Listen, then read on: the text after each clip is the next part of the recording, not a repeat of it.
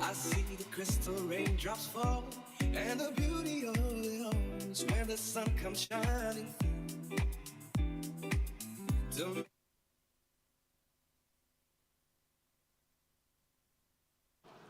Kas on kuulda mind? Head sõbrad, olete kõik väga oodatud siia NEXPO highlight stage'ile ehk ühele 2 lavast, kus õige pea juba vähem kui 5 minuti pärast algab programm, mis saab olema väga huvitav.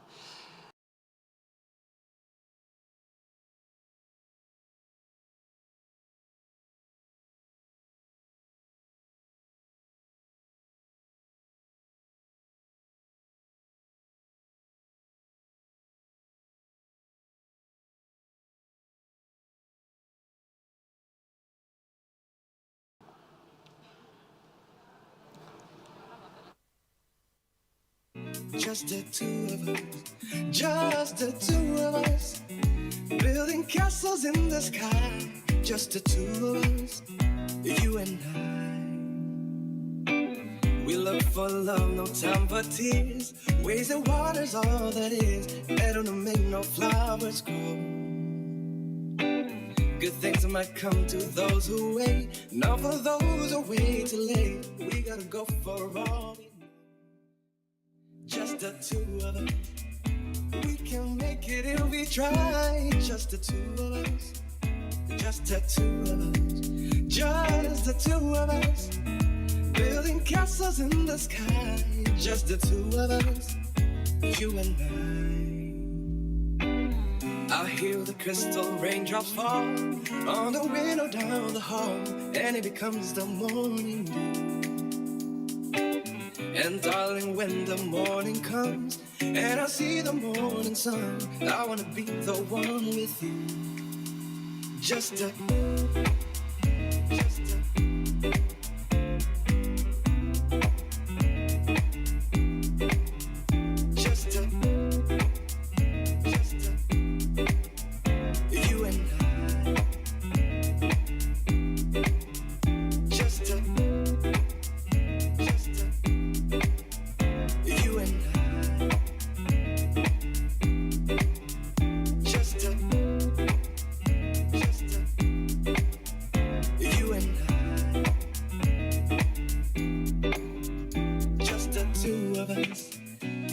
you and make it if we try. Just the two of us, just the two of us, just the two of us, building castles in the sky. Just the two of us, you and I.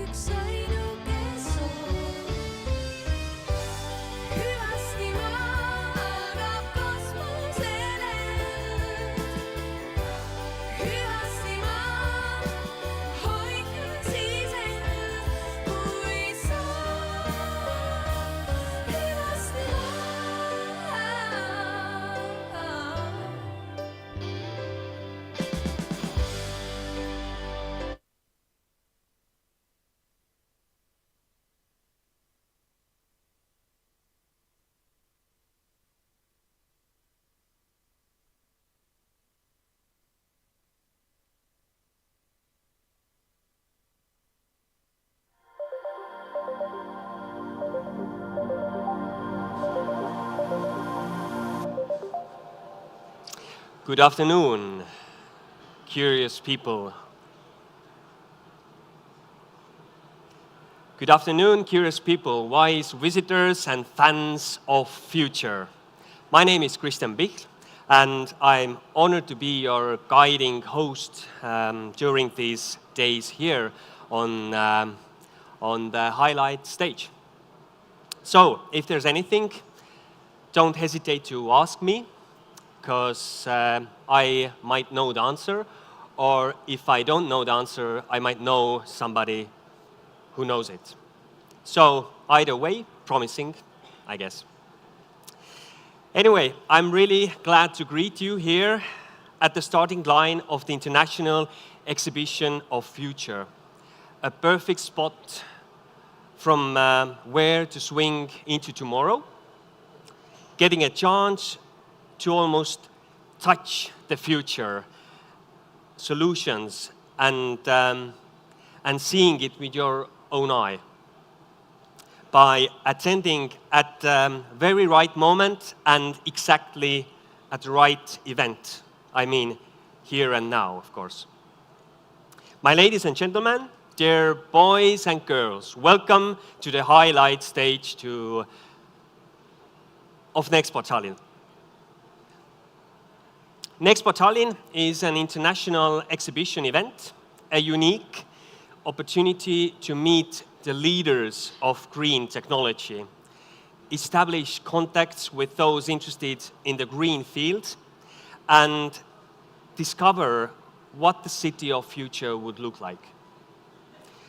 NEXPO brings together companies, specialists, investors, even ordinary people from all over Estonia and abroad, to present the world-class green technologies and solutions with the aim of building a sustainable future together and being a guide for the whole world in the direction of green innovation.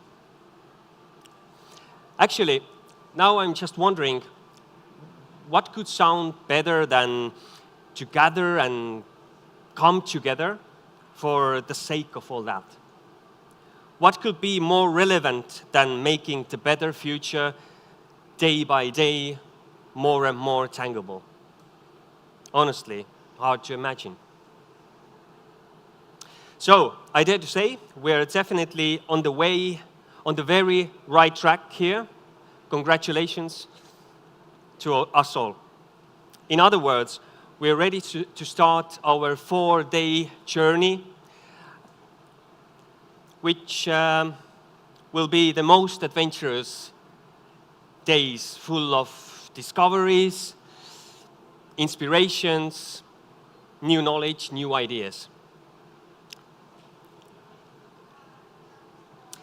I'm sure that you're going to have a very good time here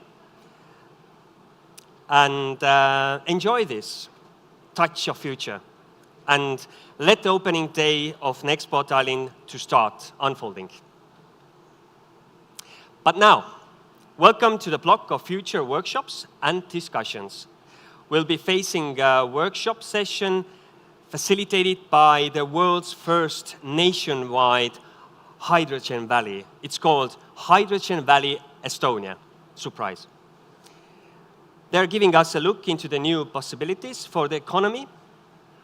And if you're curious about what does it mean for the energy transition, or where are the opportunities, or how does it align with Estonia's 2030 plans? How do we create synergies? The session will be moderated by Mr. Marek Alliksoo from Estonian Association of Hydrogen Technologies, and the invited speakers will be from the company Alexela, Port of Tallinn, Tartu City, and University of Tartu. Please, the stage is yours.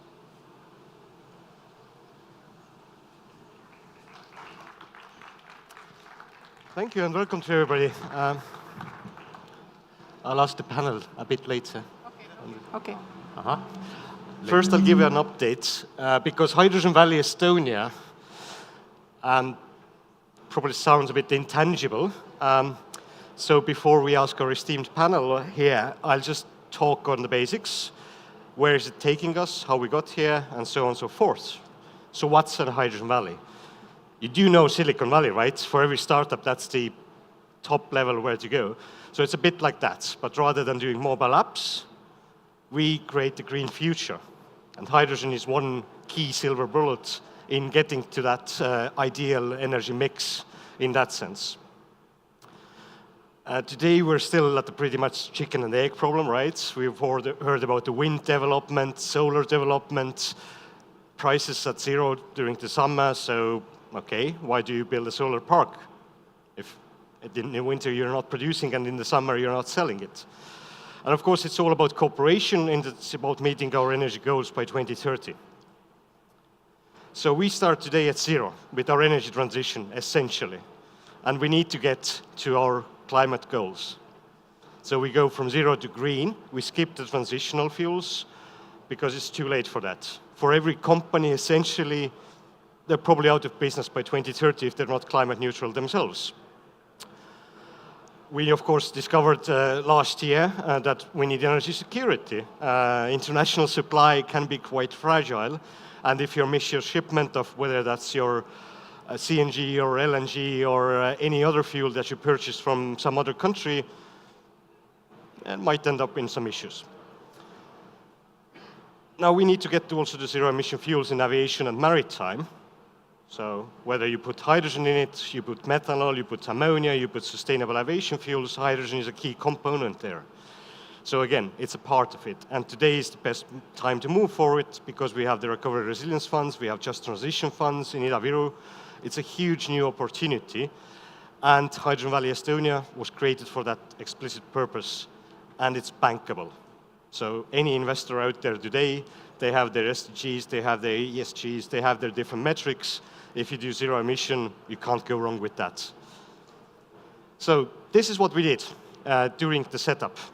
All of those dots on the map that you see are different projects, different opportunities, different value chains that Hydrogen Valley Estonia members have created, have earmarked, have analyzed, and have discovered as opportunities.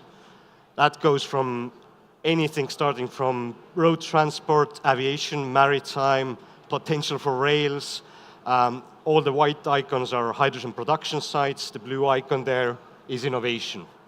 Unfortunately, today it's Tartu University that is leading the game, but other regions are also catching up, and together we can do it faster. So what does it give us, right? Why should we do it? On a national level, if we take what we did with the digital transformation, and if you know how much it gave for the country, then imagine what we can do with the green transformation, doing it in the same way, faster than everybody else. It leverages new opportunities, and it avoids costs down the line, because today we can foster internal technology development in Estonia or in other countries, rather than having to buy them outside. So it gives us a lot of new opportunities, new ventures, new startups, new companies, for regions to become green themselves. It also improves the health of citizens, right? So zero-emission transportation, the streets are quieter and cleaner.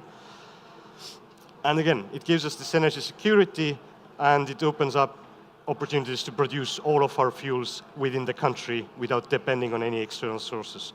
And of course, we run into things like grid balancing as well, because when we talk about renewable resources, they fluctuate. Wind is blowing, sun is shining, maybe they do it together, the grid is full, somebody has to be left outside, so they're not selling anymore. The other is when it's winter, the wind is not blowing, the sun is not shining, what do? Right? Do you switch the coal on, or do you take the energy you've stored in a can, essentially? And batteries is one way to store. Hydrogen is a long-term storage solution. Converting it to e-fuels is a very easily transportable solution. And of course, there's a market for it as well. And of course, there's no silver bullet in reality, so you need to hybridize your zero emission with hydrogen or battery electric. So some you can do easier, some you can do only in heavy duty, and so on and so forth. And of course, we have, again, the green corridors. European Commission has set very high targets, and this is the way we can actually meet those targets. And of course, for people, they go like, yeah, why should I care? Like, not in my backyard, right? Well, again, as I mentioned, business opportunities, but also more opportunities to be green yourself. So if you can't buy a battery electric car because you maybe need to drive very long distances, well, now you can buy a hydrogen car. So you have 100% more options. And of course, you can develop energy communities. And again, better environment, better health, quieter, cleaner environment for everybody. And of course, yes, maritime and aviation, two of my favorite topics these days. This is where the playing field is very level today. And this is where the leaderboard of countries can change. And of course, the leaderboard of individual, because now smaller companies can get into those areas as startups. Make your own plane. It's being done. And of course, there's a wide array of business opportunities because this graph that you see is the entire value chain. So you have logistics, site infrastructure, storage, pipeline, production, different methods of production, up to pyrolysis, which is basically where you can get hydrogen from waste. Very good. Of course, different industrial applications. And in industry, there are areas where you can't electrify. There's no other choice. So hydrogen actually provides an option there. And again, bankability. That's the key word today. You have your environmental social guidelines, you have your European Union taxonomy, you have your sustainable development goals, and you can meet all of them. You can create an impact.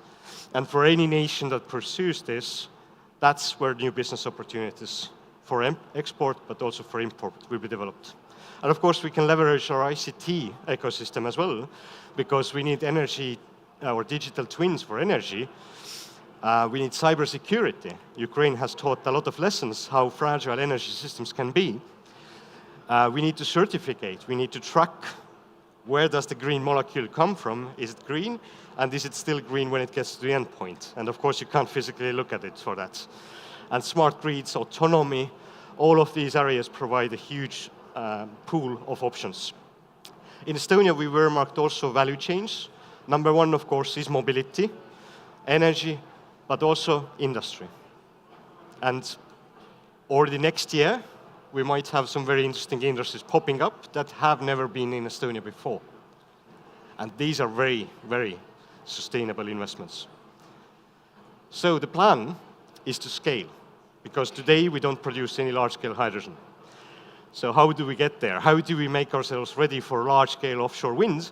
Because when we have large-scale offshore wind, we have massive potential in Estonia to leverage all of that. So we need to first learn how to use hydrogen, and this is where our first 200 megawatts comes into play. And these will be already constructed, most likely even before 2028. And of course, then we go larger and larger, and we make ourselves ready for the European hydrogen pipeline, which allows us to transport it at large scale to countries that desperately need it. And what we do next? Well, we start realizing that work plan. We build the synergies. We look for additional funding opportunities. We help with additional funding opportunities. We work with the Estonian government. We work with international, other governments. We build up the educational system because reskilling and upskilling are two major trends at the moment. We, of course, build up the industrial cooperation and opportunities. We have Hydrogen Valley Estonia working groups. We have over 40 different members in it, so we are going to be solving all of those problems together. And we try to accelerate the process as much as possible in order to enable the green future for 2030. And Estonia can be a brilliant green innovation sandbox for that. We're known to be agile in the past. If we continue to be agile, we can provide a test bed for those companies and those countries that cannot move so fast. And we skipped the transition. So this was a very brief intro. I was even faster than I expected. But the interesting part actually starts now, because I'd like to invite our Hydrogen Valley Estonia steering members, starting with the Port of Tallinn. Do we have a slide? No. Yes. Anyways, if I may invite Port of Tallinn, Hele-Mai Metsal, please, you can pick your seat. Tartu City, Jaanus Tamm. Tartu University, OL. And Alexela Artur Dianov, please. And now we find out why why are these most innovative companies, organizations, universities and municipalities in Estonia going in this route? Because everybody thinks it's risky, it's large scale, it's too much to invest. Is it wanted? Is it needed? Is it the right technology? So to give you time to intro yourself, I start off with who you are, what do you do, and why hydrogen for you?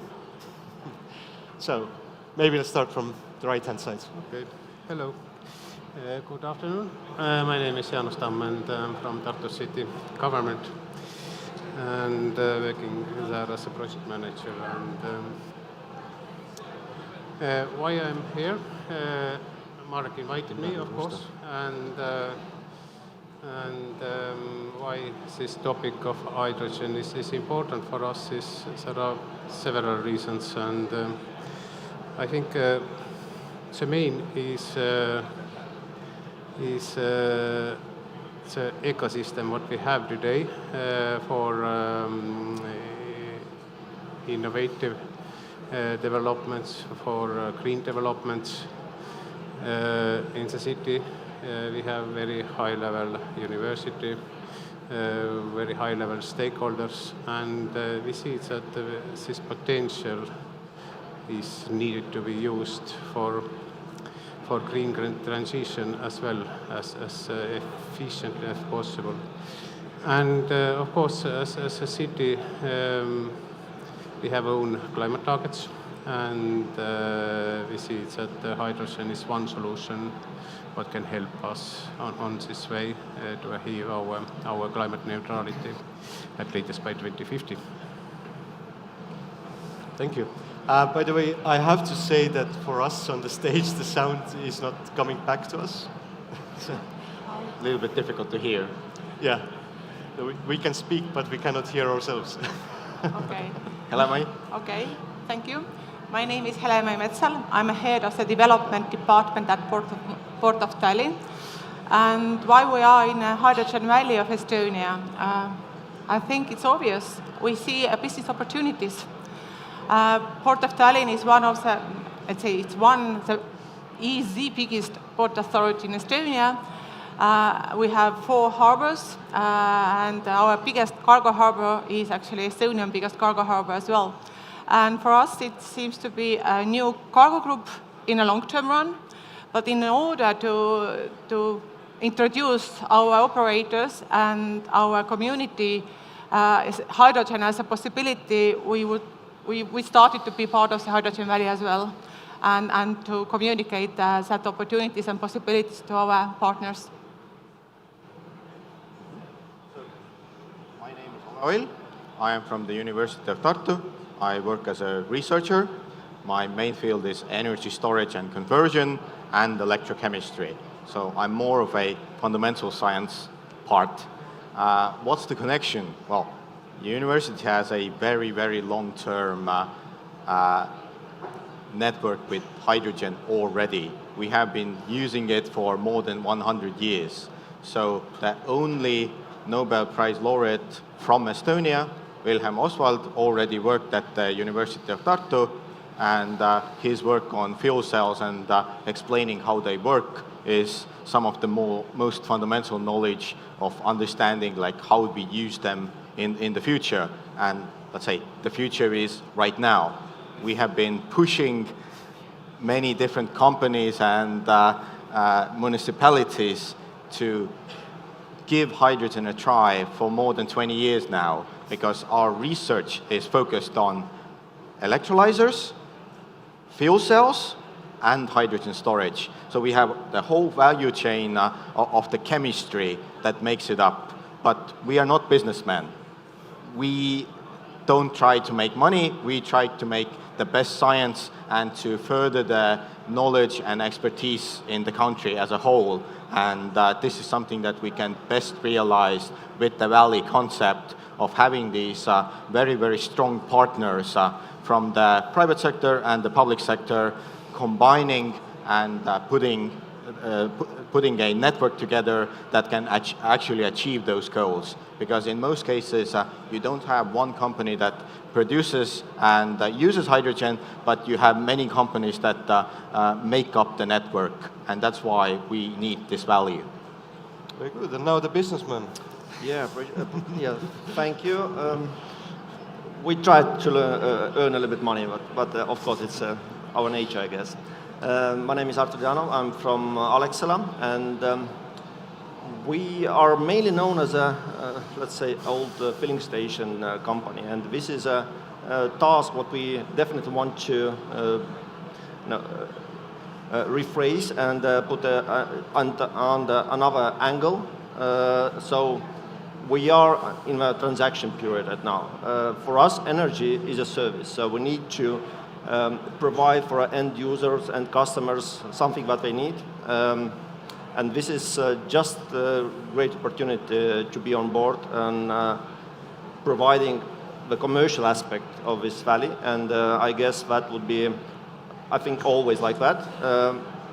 Science is nice, grants, applications, dotations, very cool, but by the end of the day, we need to push this wheel rolling, and after that, it have to work as on a commercial basis. So maybe we bring a little bit something more foot on the ground approach time to time. So, and maybe very important to highlight that Alexela have always been in front of innovation. We were first ones who built the fully public super fast chargers, electrical chargers in our filling stations. We are the forerunners on LNG, bio-LNG, and of course already next year, together with our partner utilities, we are opening 2 fully public hydrogen stations in the area of Tallinn and in Peterburi T77 Tallinn.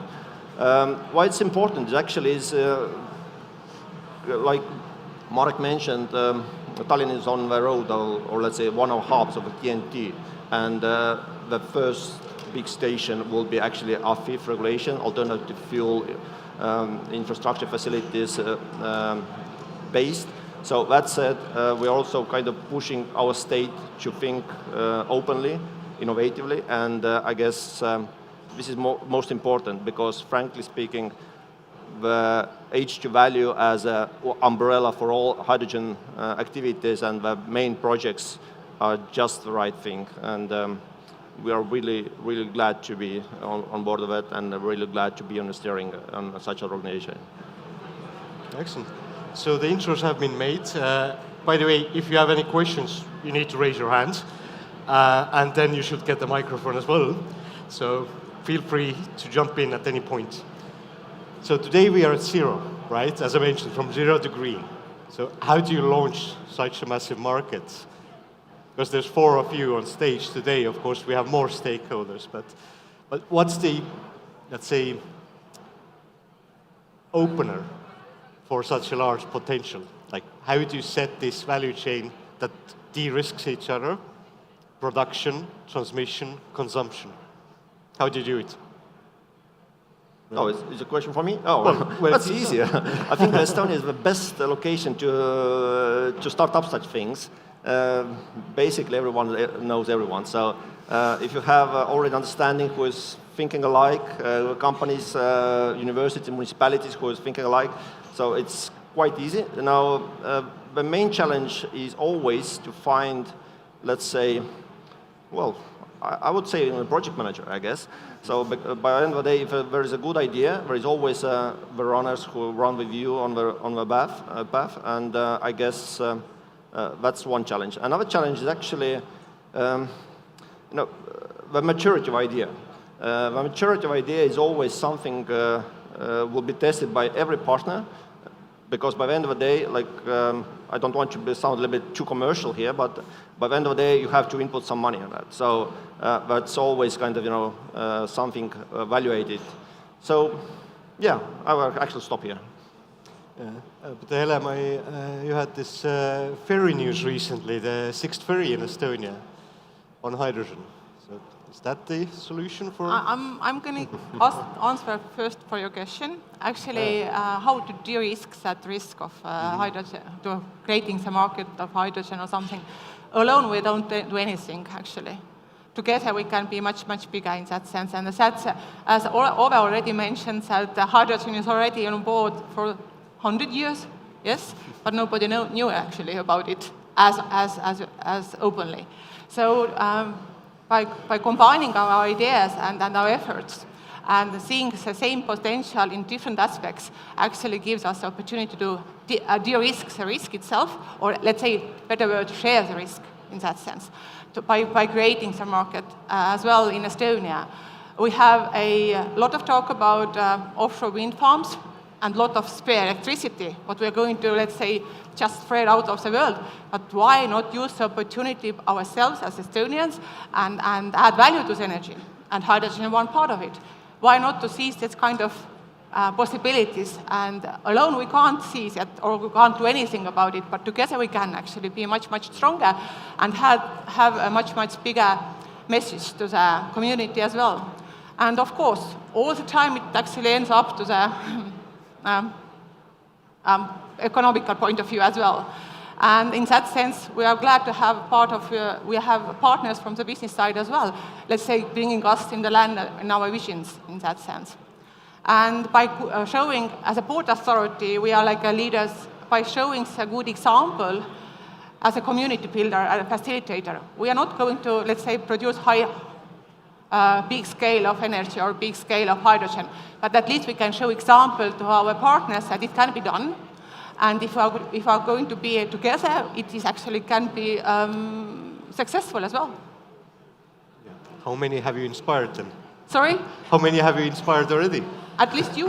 It's good to hear. Yeah, and how is it on a, let's say, awareness standpoint? Because I won't ask this from the university, they've been doing it for 100 years. But you see in the media as well these days that there's like mismatches of facts here and there, and then you get like, oh, it's dangerous, it's exploding all the time, and all of these types of discussions always crop up. So maybe from Jaanus from Tartu City, like how has it been discussing it or explaining it to your different councils in the city? Happily, I think most people somehow know about the hydrogen, and of course maybe they haven't touched it, but at least there is some kind of understanding. But yeah, sure. Sometimes happens. People are also worrying about explosions and such things, and it's quite common. I think the most important here is from our side as well to communicate as much as possible the usage of hydrogen and also to pilot different use cases and to show how hydrogen works, how safety are applications already today. And for that we have also one very nice application is hydrogen bike, what we are using also for such rising of awareness among stakeholders and citizens. But I think the more we have hydrogen applications available and in pictures, the best. And I just remember years, maybe 10 years ago, when we started with natural gas in our public transport and with biomethane. And in this time, there were absolutely same questions. When the bus will explode? Yeah, this happens. And but yeah, we have already some experiences, and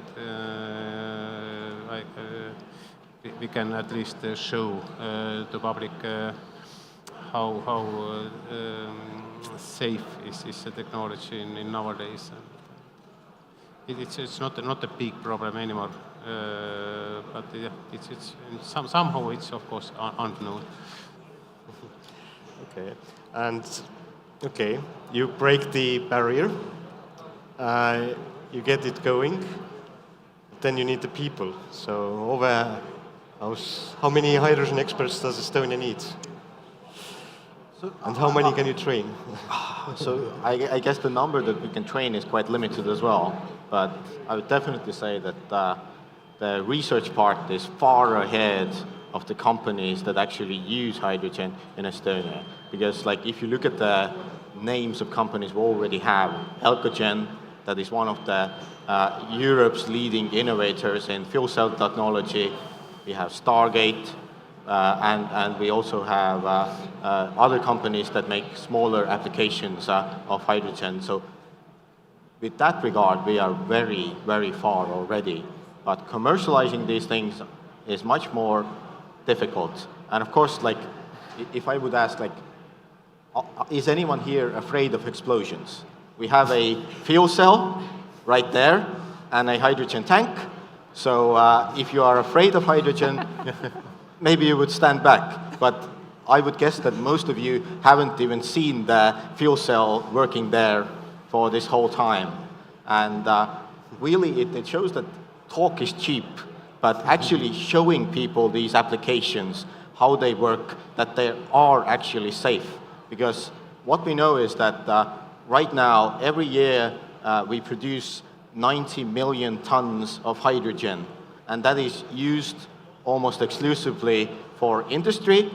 And if you say that people don't know about hydrogen, if they know about fertilizers and why we need fertilizers, then in connection, they probably know about hydrogen as well.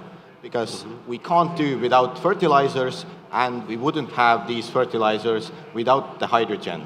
So it's already a really, really important part of the world economy, but it's a question of like, what do we want to achieve here in Estonia? In Estonia, we import all the ammonia and ammonia-based fertilizers right now.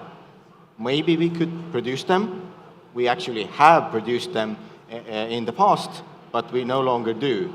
So that could be something that would really scale up this technology very, very far, and actually would boost our economy significantly as well. So these are all things that come to mind, but where you need to start this emission-free green energy. That's the basis. And if you have a lot of emission-free green energy, that's when you can produce hydrogen and use it for all these applications with very good economic viability. Good. Anybody from the audience? Questions? Yes, please. We have the mic. No mic. From the booth. Hello, can I? Oh, we need a microphone for also the online audience. Yes, thanks. Yes, hello. Sergei Kravchenkov, member of the board of Tallinn Shipyard, BLRT Group. You are speaking about zero-emission hydrogen. It's good. We in marine business, of course, need that because we have developed the main engines, etc., etc. But anyway, everybody understands that for the production of the hydrogen, you need the power. In Estonia, we don't have so much alternative energy sources. We don't have atomic energy. Where from we will produce the hydrogen, the zero-emission hydrogen? That is a good question, because actually we are just preparing for that, not only Port of Tallinn, because I already said that we are not a producer of hydrogen, but we would like to be part of the value chain when there will be a lot of green energy already in the market, like with offshore wind farms, and then we would be one of the potential users of the hydrogen. And actually there is one challenge what we have facing already in the maritime sector, how to decarbonize maritime sector in total. And the hydrogen is one main ingredient, as already Ove mentioned, for the greener fuels, which is not available yet in the market. So in that sense, we are just in the beginning of the journey, and we want to be aligned with green energy production as well, with our ideas to use the hydrogen. In a small scale, of course, you build up a wind farm or windmill, or you have a lot of solar energy, you can always already produce hydrogen, but it is on a small scale only. For the maritime sector, hydrogen is crucial. And in that sense, in Estonia and in the Baltic Sea region in total, actually, green fuels are needed in a near future already, and there is a lack of production of green fuels as well. So it is an option or a potential to the whole area, not only Estonia, to have a usage for the green energy, but will be, let's say, not used in a form of power supply. So there is a discussion regarding green fuels in the maritime sector, which kind of green fuel will be the future fuels for the sector. Ammonia or methanol or hydrogen itself or even electricity, but it should be a green one. So every one will be needed on the market for the short distances, for the long distances, or cross-Atlantic distances. Different kind of maritime uses will be used in the future. So, and nowadays there is not even market for that. So this is a challenge for all ports in the region as well. In order to decarbonize maritime sector, we should provide the bunkering fuels, but there is nothing yet. So that is an opportunity to have a production of greener fuels in the region, not only in Estonia, but in the region. And then ports should be able to bunker those to the vessels. And then we can decarbonize the maritime sector, or at least attract vessel owners to use greener fuels. Yeah. I just maybe want to compliment Hellemai. Yes, Estonian market is very small, but developments that we will see in the next plus 5 years, we will see lots of talk around, let's say, land windmills, sea windmills. We have still a huge potential, and we know already now that there is a huge solar panels boom for coming next years. But I would say here that we already have availability to handle with methanol, for example. Alexela have terminals which handle the methanol, which is one of the options how to use, or let's say, the storage, the hydrogen. And maybe it is worth to understand that if we talk about hydrogen, it's always about the green hydrogen, first of all, and the second of all, that hydrogen plus derivatives. So methanol ammonium is a part of the game, and this is important to always to highlight. What is maybe also important is, well, marine sector is international sector, and if we talk about Alexela's activities, we are not active in only in Estonian market, so our home markets are also Latvia and Finland, so we're already talking about quite huge, let's say, area, and as we probably know, and the audience knows, that in Finland there would be probably something really serious happening with hydrogen, and most probably it would be beneficial for everyone in our region, and of course for our end user, because frankly speaking, the volumes matters, and once the volumes are achieved, the price will go down. And like I said, not only hydrogen, methanol, ammonium, maybe something else in the future. So that's kind of, developments. But in some aspects, we already are ready to provide the fuels already now. Not maybe marine amounts, maybe methanol, but ammonium, yes, okay. Sillamäe terminal port has that, but on hydrogen, it's on the way. We need to prepare that. Yeah, and if I would like to comment as well, is that Estonia has already put into law that by 2030, we need to produce 100% equivalent of emission-free renewable energy here. And that's a very good goal, but it's a question of how do you actually use that energy? Because most of the time, when the wind blows in our region, it doesn't only blow in Estonia, it's also in Finland and Latvia as well. So you can't really sell them cheap energy when they already have cheap energy. And overall, it's estimated that you need about 20% of energy storage in order to manage that issue. And that is made up of short-term storage, which is mainly batteries, then medium-term storage, which is, for example, water storage that Alexela is working on, and of course hydrogen, which is for long-term and seasonal storage. And that really makes this goal feasible, because otherwise you would lose a lot of this energy. You wouldn't be able to have a practical application for all this energy that we produce here in Estonia. So that's why this hydrogen really matters. And of course, you can't just think about these things the day you need it, but you need to think ahead. You need to be at least 3, 4, 5 years ahead to build up the industry in the country in order to have the infrastructure to manage this future energy inflow. So that's very important. Good. Anything to add from Tartu side? I'm not the practitioner here, I think it was already mentioned, and it seems that the most promising is to produce green electricity from wind in Estonia and probably from onshore and offshore parks, and we have a great potential, of course. And in Tartu side, of course, we can't use wind, but we have still solar there.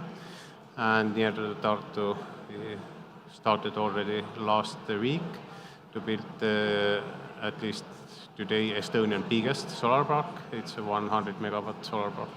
And then production from this solar energy will be also converted to, in some extent, to hydrogen. We will see great potential in coming years, I think. Hello, hello. My name is Stanislav. I'm owner of the company Algerist, and my question is really simple. When we start to build, I have all technologies. I can build onshore, I can build offshore hydrogen production plant. When we sign the contract? Good question. Oh yeah, thank you. Actually, we already do it, right? Yeah, but but let's say I think that's a good way to maybe highlight that maybe production of hydrogen is the easiest step. The price expectation of a price of hydrogen is another, let's say, obstacle. But the most important is, per my, let's say, really, let's say, core experience is the end user. So basically, if the end user is willing to buy the hydrogen for, I don't know, 100 euros per kilogram, we are willing to sell it, right? But the expectations are totally on a different level. So it's a meeting, let's say, expectation on all the partners. So that's why we are together, for example, with Tartu, starting up, let's say, small pilot demo for a full-scale logistical chain, also including Latvia. The project is called H2 Value, and it is nominated to test, let's say, cross-border activities, at the same time also, let's say, production, logistical chain, and end-user experience. We see that end-user experience is extremely important, not only as, let's say, user itself, but also for this technology. Example, we want to buy a couple of hydrogen trucks. It seems that everybody's talking about there's a boom of hydrogen, but in reality we cannot buy those in Estonia. So we have some market obstacles, and that's why we need to have such a small project, bigger projects, and make this full chain up and running.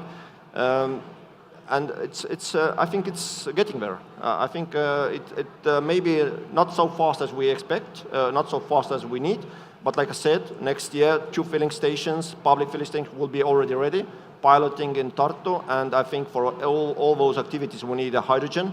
That said, there will be activities around end-user applications, cars, trucks, etc., etc. So I guess the first steps in our region, I would say, are done, and I think we're quite significant.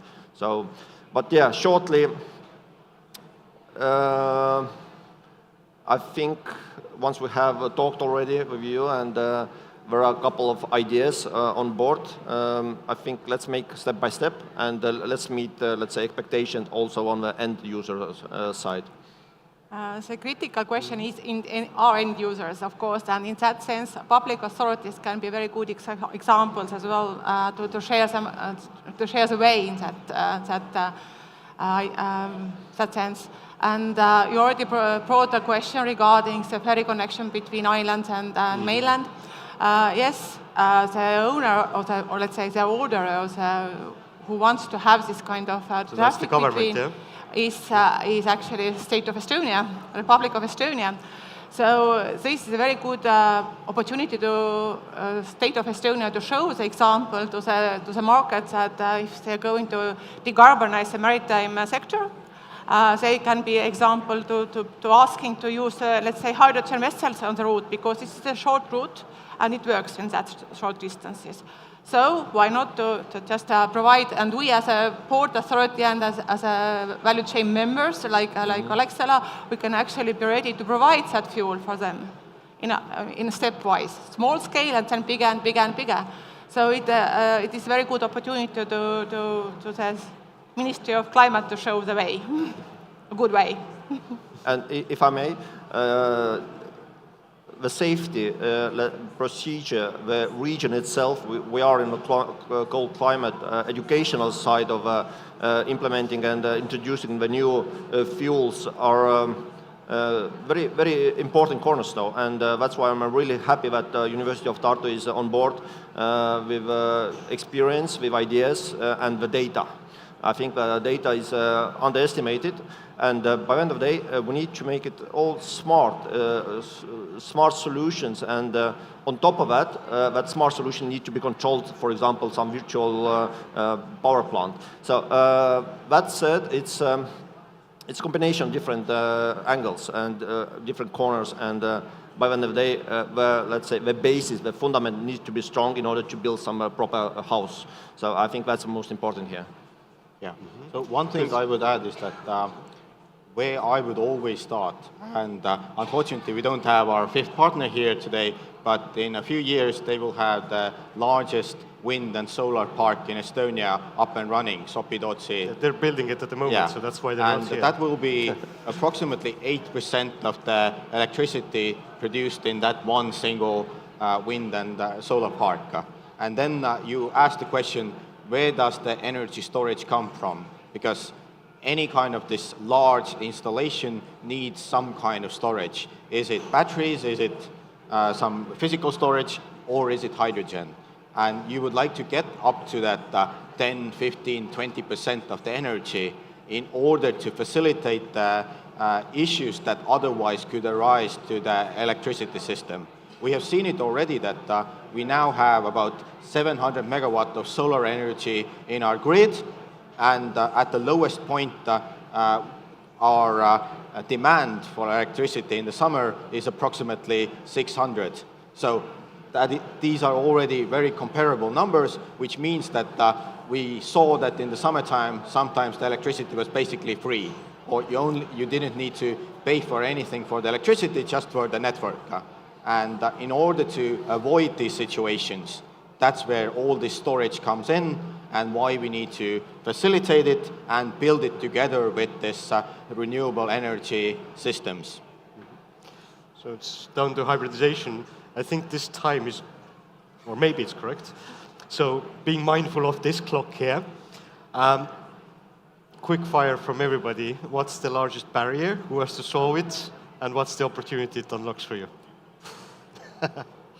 I'll leave the difficult questions to the end. Maybe Jaanus will start? Yeah, maybe. I think from our point of view, maybe the largest barrier today is missing regulations, and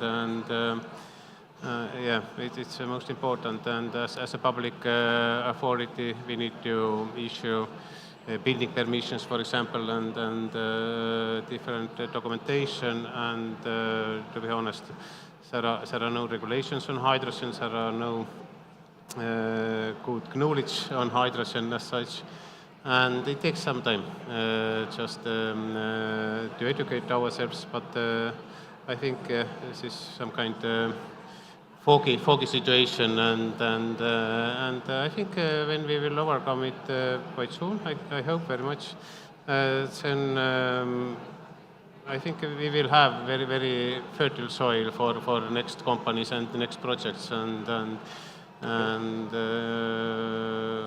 Don't quite take all confident. of the barriers, Yeah. just one. Yeah. Helena, please. Okay, I only add the barriers, that awareness of the hydrogen and the derivatives as well. There is a lack of awareness in society, and I think that is in decision makers as well, so we have to teach them. your job. Yeah. So I would say the main barriers is in our own minds. And to me, it's somewhat embarrassing that one of the largest fossil fuel producing plants will come online next year or the year after that. So this is something really to consider, that the country is still investing in that field. So how do we actually make a transition in that environment? We really need to start doing something different, and this is one of the ways. We need to make up the mind, yeah? Good. And Arthur? Yeah, well, barrier is a very negative word, I would say. I see opportunities, and I think that's the main essence here. Opportunity to move to new areas, to make everything more brighter. And on that, I would actually stop. Perfect. So we're pretty much on time in that case. And of course, it's possible to have some hydrogen coffee. Alexela's stand has a lot of hydrogen in it. And I'm sure you'll be all around as well to discuss further with, if anybody had any questions they couldn't get answered yet. So I'll leave it with that, and thank you very much. Thank you. Thank you. Peame vist teisele poole liikuma. Suur tänu.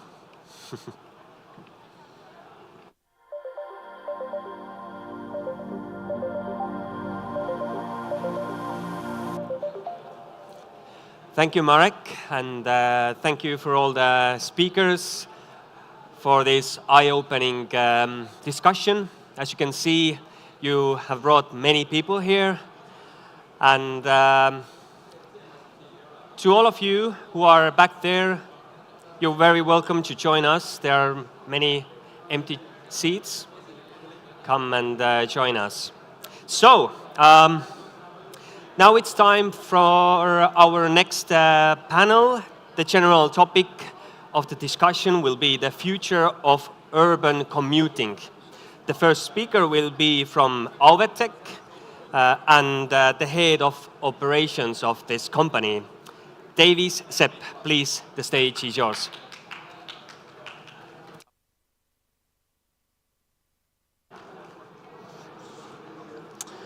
One, two. Ladies and gentlemen, please do not go anywhere, because we're going to get leveled up today. So, Auvetech, autonomous vehicle technology.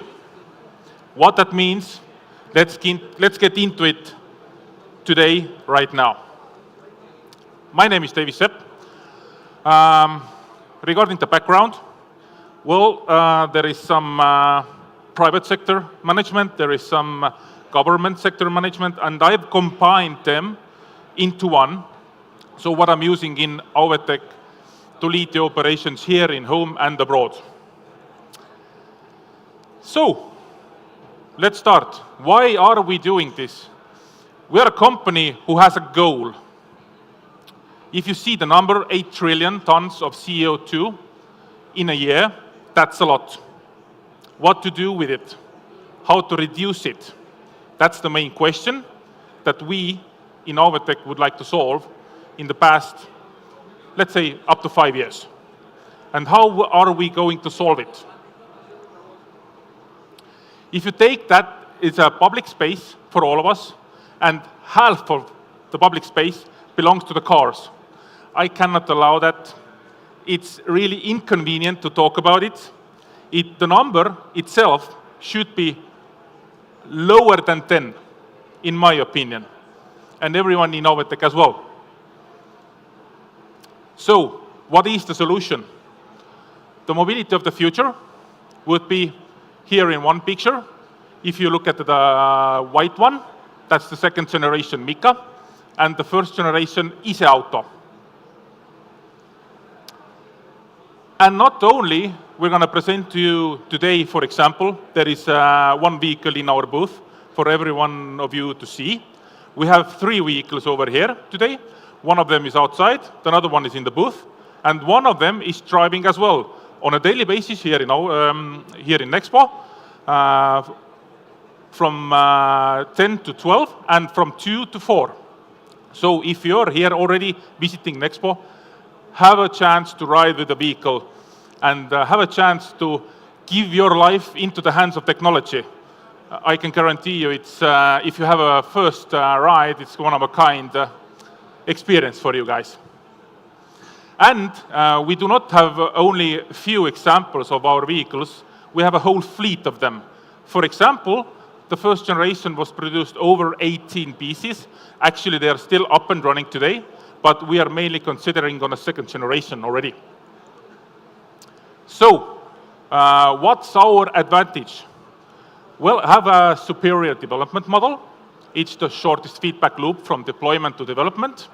We have an in-house operation center on a daily basis. We monitor all the operations here in Estonia and abroad.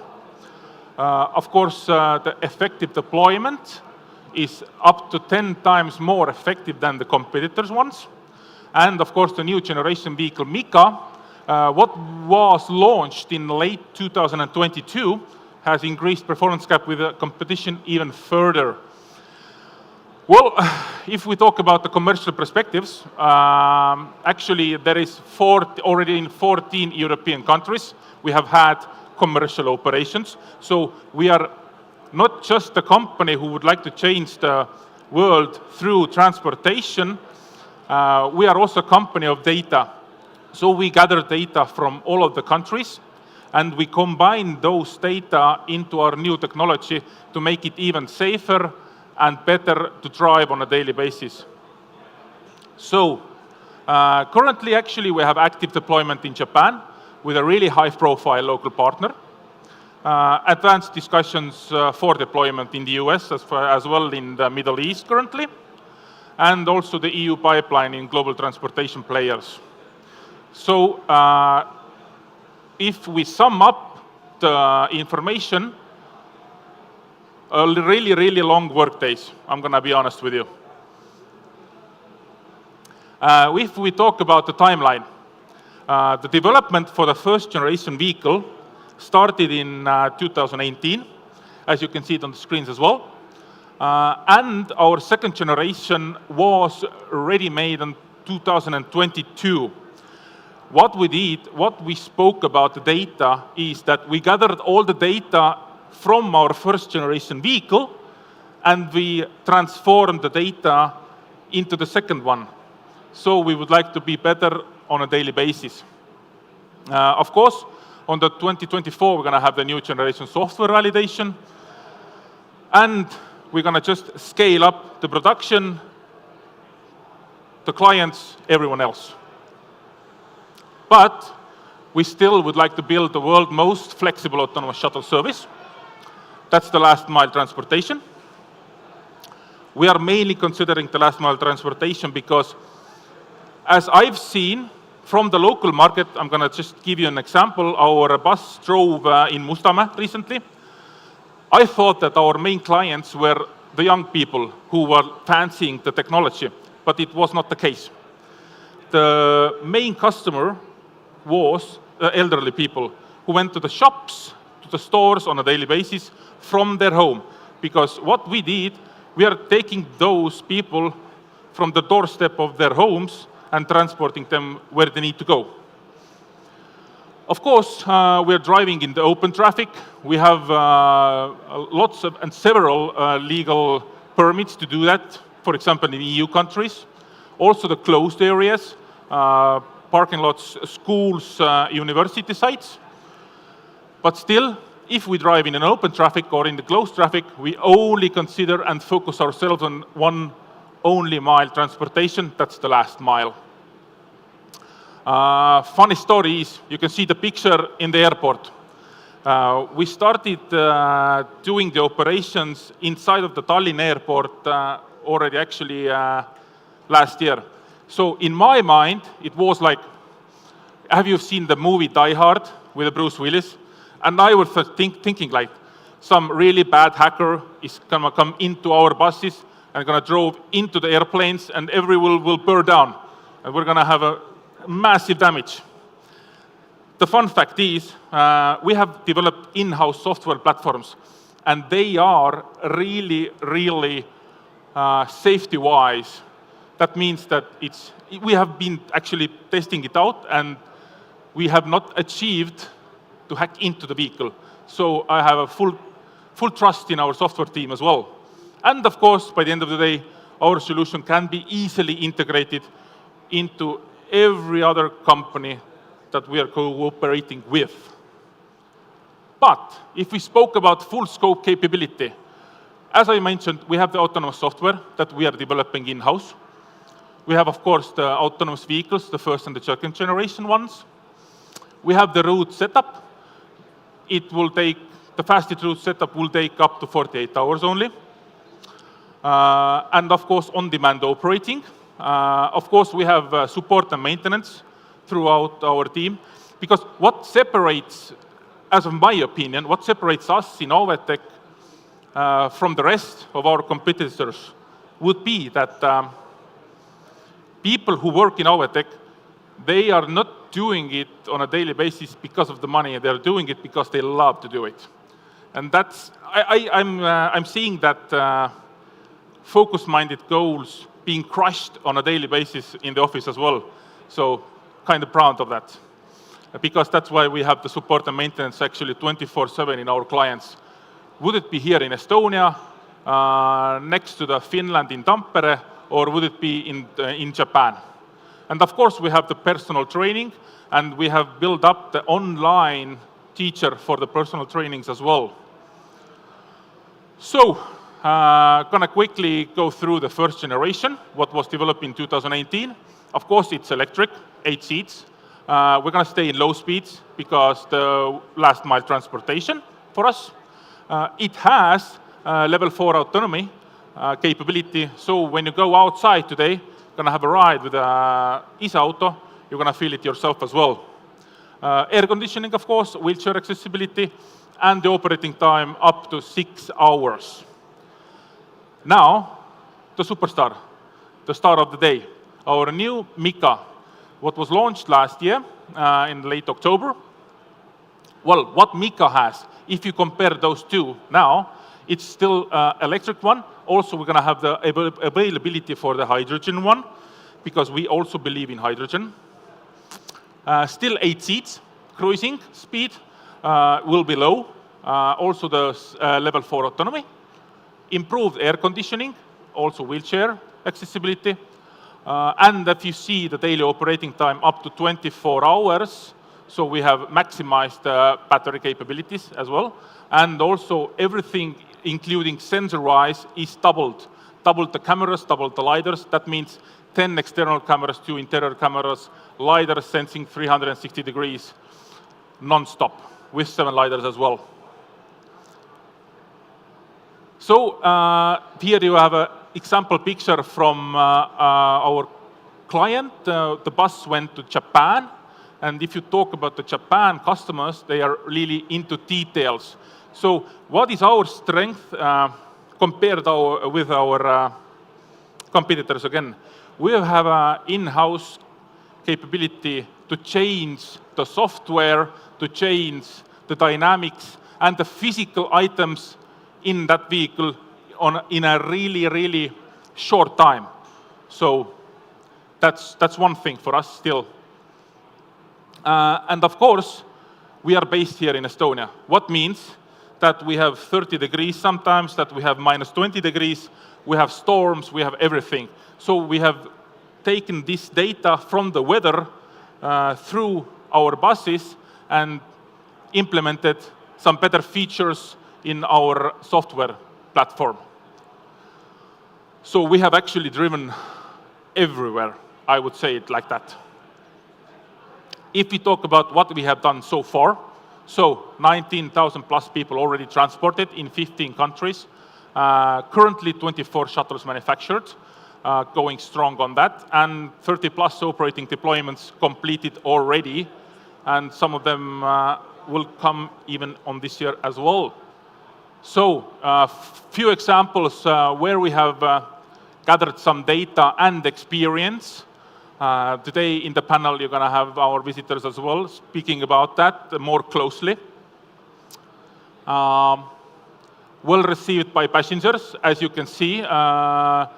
Ursula von der Leyen drove with us, and I'm proud to say that the first official royal autonomous ride was done also by us in Helmond, in the Netherlands, in Automotive Campus. So that was a great experience for myself, for the team, and for the passengers. Well, as we sum up, we have a full service model, quickest operation to develop, and fastest tech support. Some comments about us, not going to get cocky today. And if we spoke about timeline, where we are heading is we started the first public operation in 2020, and by the end of 25, we're going to have the mixed deployment in autonomous transportation modes in legacy vehicles here in home, hopefully in EU and outside of the EU as well. Also, we are doing the cooperation with our good partners from Tartu University, and also with the skeleton technology, because why not to have the battery charged within 30 seconds in the near future. Let's see how that goes. Some pictures from the places that we have been operating in, also from the Middle East, and details. Would it be in the daytime or would it be in the nighttime? We are always into details. And some clients, of course, happy ones. And a small conversation in front of our office here in Tallinn. You can see back there the first generation, and transferring data into the second generation, Mika. They both are quite similar, but actually so many ways that they are different. So, enough about my talk. Let's get into the visuals. So I'm going to show you a little video now. And after we know video, we're going to have a chat.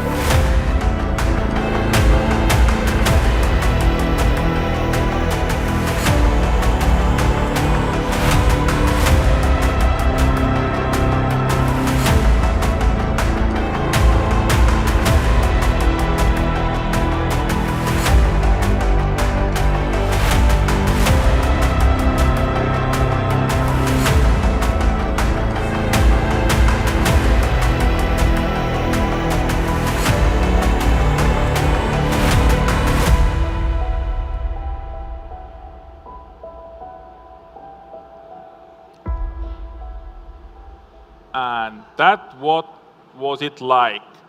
But now, give a big round of applause to my good friend and autonomous vehicles enthusiast, Silver Kalve.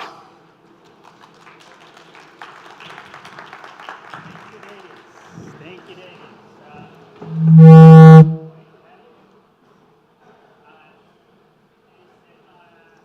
My name is Silver Kalve. I'm moderating the panel discussion which we will have now. I will ask my panelists here, Tiia Jogi from the city of Tampere, Kristen Riester from Pende Mobility, Matti Kutila from VTT, and Johannes Mosso from Overtech. Thanks.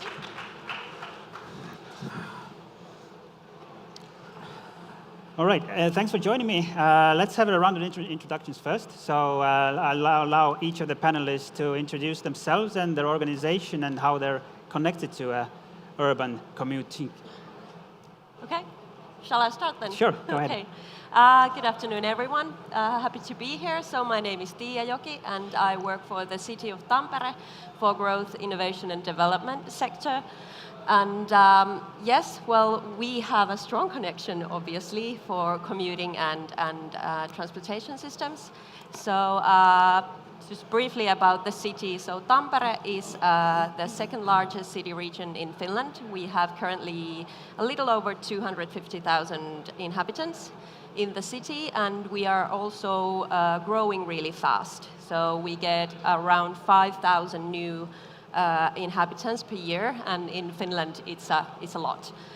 Yeah, and we have, well, like I said, we have a strong connection for mobility solutions. So we actually have built a new tram in the city center. The first phase completed in 2021. That's when the tram started operating. And now we're on the second phase, finalizing that one in 2025, and just continuously expanding the tram line and tram route. And beside of that, we also have a really wide network of buses, so really strong public transportation in the city. And then we have also quite lovely ecosystem in mobility sector. So we work really closely with our companies, both local and global companies, on mobility innovations and solutions. And we are providing the city as a test bed and innovation platform for the companies. And we also work closely with the university and research institute, and we have VTT here today, so they are really important partner for us as well. And yeah, we have our own experience from autonomous vehicles as well in the city, but maybe we will talk about that a little later. Yep. So thanks a lot. Yeah, thanks. First of all, thanks for the invitation. It's great to be here in Tallinn today. My name is Christian Riester. I'm from Barcelona. I'm one of the co-founders of Pendle Mobility. We are a spin-off of a Barcelona-based consulting company, and we focus a lot on supporting public transport authorities and cities in the integration of autonomous automated mobility in public transport. That's very important for us. And basically the way we do it is we start sometimes very local on the ground. For example, last year we've planned, set up and operated the first fully automated shuttle project in Barcelona, in the city limits on public roads.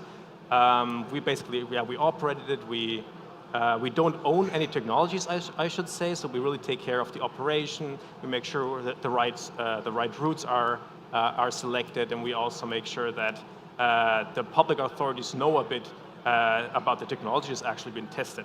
So we also go some higher levels, so we would talk especially with mid-sized cities and public transport authorities about hey, what is actually automated mobility? What does it mean? And what should you be doing in kind of getting up to speed, building suitable roadmaps in how to prepare for the automated mobility revolution that it's inevitably going to come in, let's say, 5 or 10 years from now, however you want to set the boundaries. And we would also work together with leading cities and regions throughout Europe, for example, with the public transport authority in Oslo Route, or in Germany with Hamburg, on basically shaping their strategies for a large-scale rollout of larger fleets of automated mobilities solutions, vehicles, both for passenger transport and for logistics. So even though we're based in Barcelona and we're being a spin-off of a consulting company, I think we cover quite a wide range of activities that we think are absolutely necessary to build a more equitable, more safer, more sustainable form of public transport in Europe. So that's a quick intro from my side. Thanks. Yeah. Hello, good afternoon, ladies and gentlemen. My name is Matti Kutila, and I'm coming from VTT, which is indeed a technical research center of Finland. governmental organization, but operating today in the limited company mode. And the team where I'm coming personally is called the automated vehicles, and we are really dealing with those different things in order to bring that and deploy those vehicles on the road. VTD in overall is an applied research institute, actually fairly big in Europe, third biggest applied research institute in whole Europe, after the Fraunhofer in Germany and the TNO in the Netherlands, which are very good competitors. Of course, we are the best one, but it's good to have those good competitors also. We have been working actually that automation issue already for 25 years. The Tampere is fairly good and well known about that machinery side industrial applications. We have a famous world global leaders, and that's where our history is coming from. We were working 7 to 8 years from 2010 until 2017 about those connectivity issues, bring those CITS type of things on board. And since 2017, we started to push effort a lot about that automated driving development. And I saw that the 2018, actually, our tech guys, they bring on also on board about that automation stuff. And we have had really nice collaboration with our tech ever since. And one of those proof is that we have the serial production number 2 is in our cars from our tech fleet. That's not the superstar Mika, like was mentioned before. And we have really good collaboration with the city of Tampere, like Tia mentioned, that we are deploying the things, and it's so fairly easy in order to collaborate and do that all that kind of stuff, which is very good for the applied research. And I can see that Europe is fairly small in order to bring those new things, because I see already that we have a common project also with Christian. So, well, we are all friends. Thank you for the invitation to that panel and share some thoughts with you. All right. Thank you very much. Hello to everybody. My name is Johannes Mossov. I'm a founding member of Avetec and a member of the board.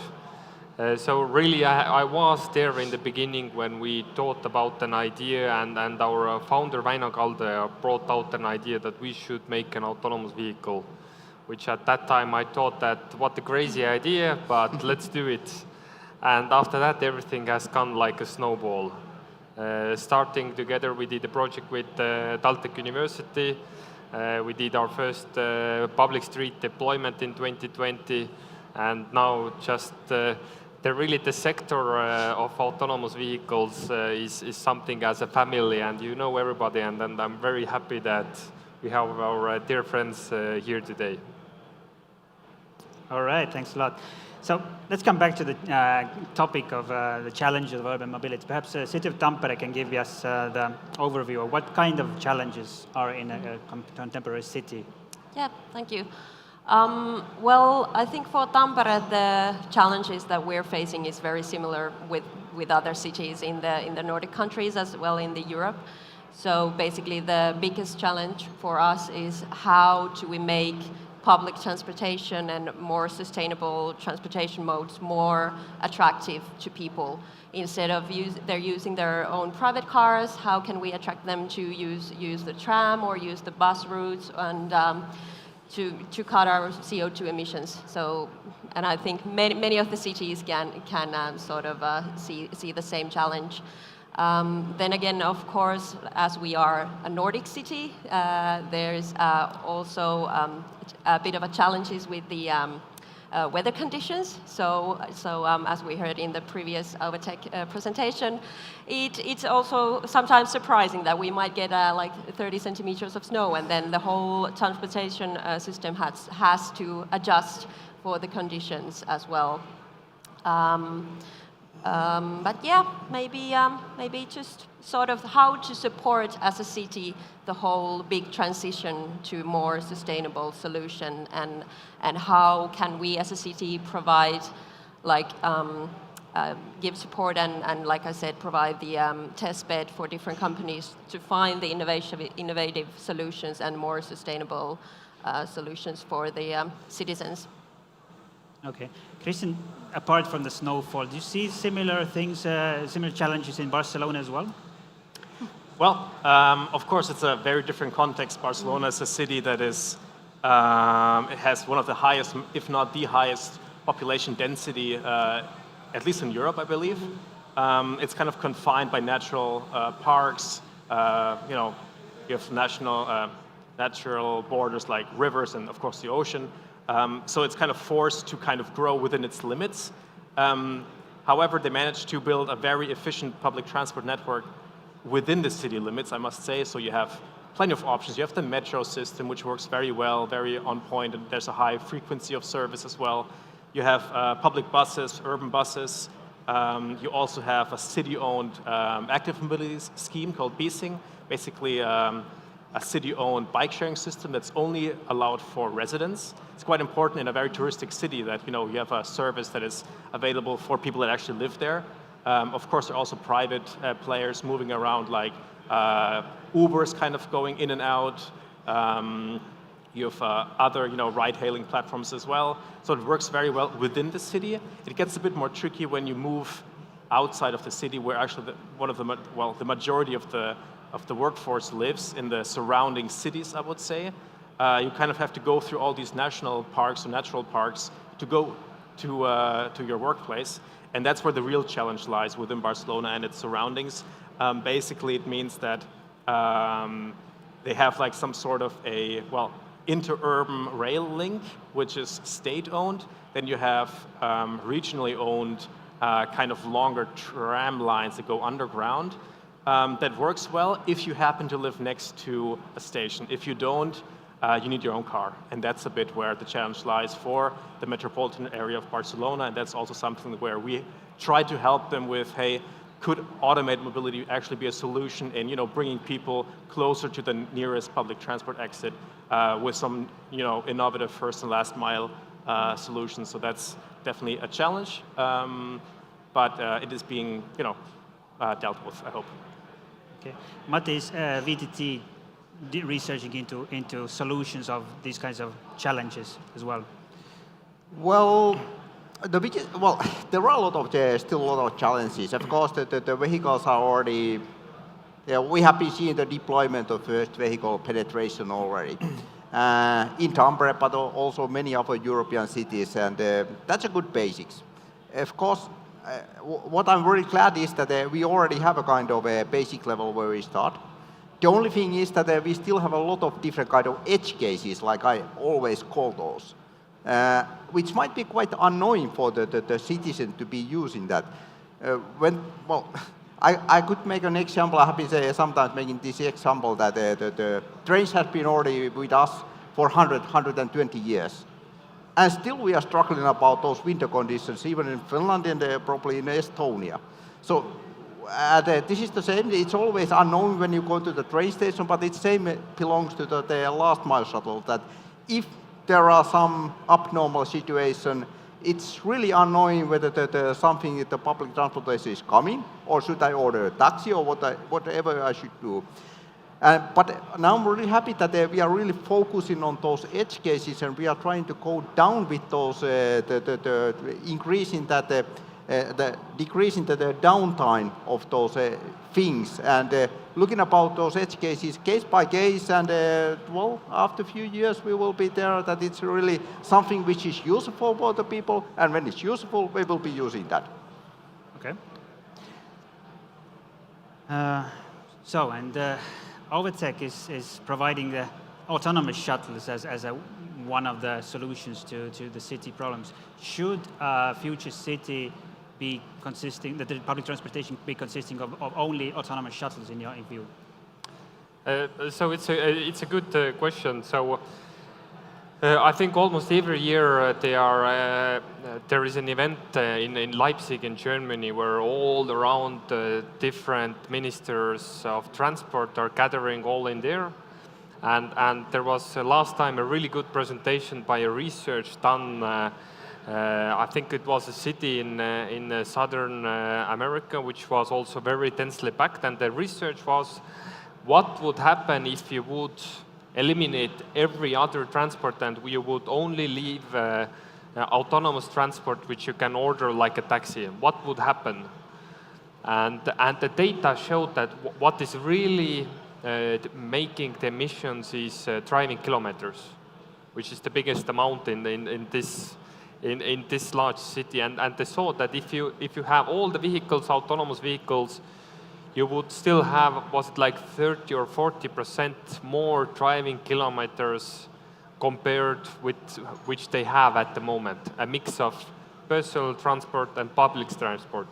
And this really showed us that we can't make people's life comfortable to just do robotaxis. We have to do public transport, we have to do some part of personal transport, and we have to make public transport more comfortable.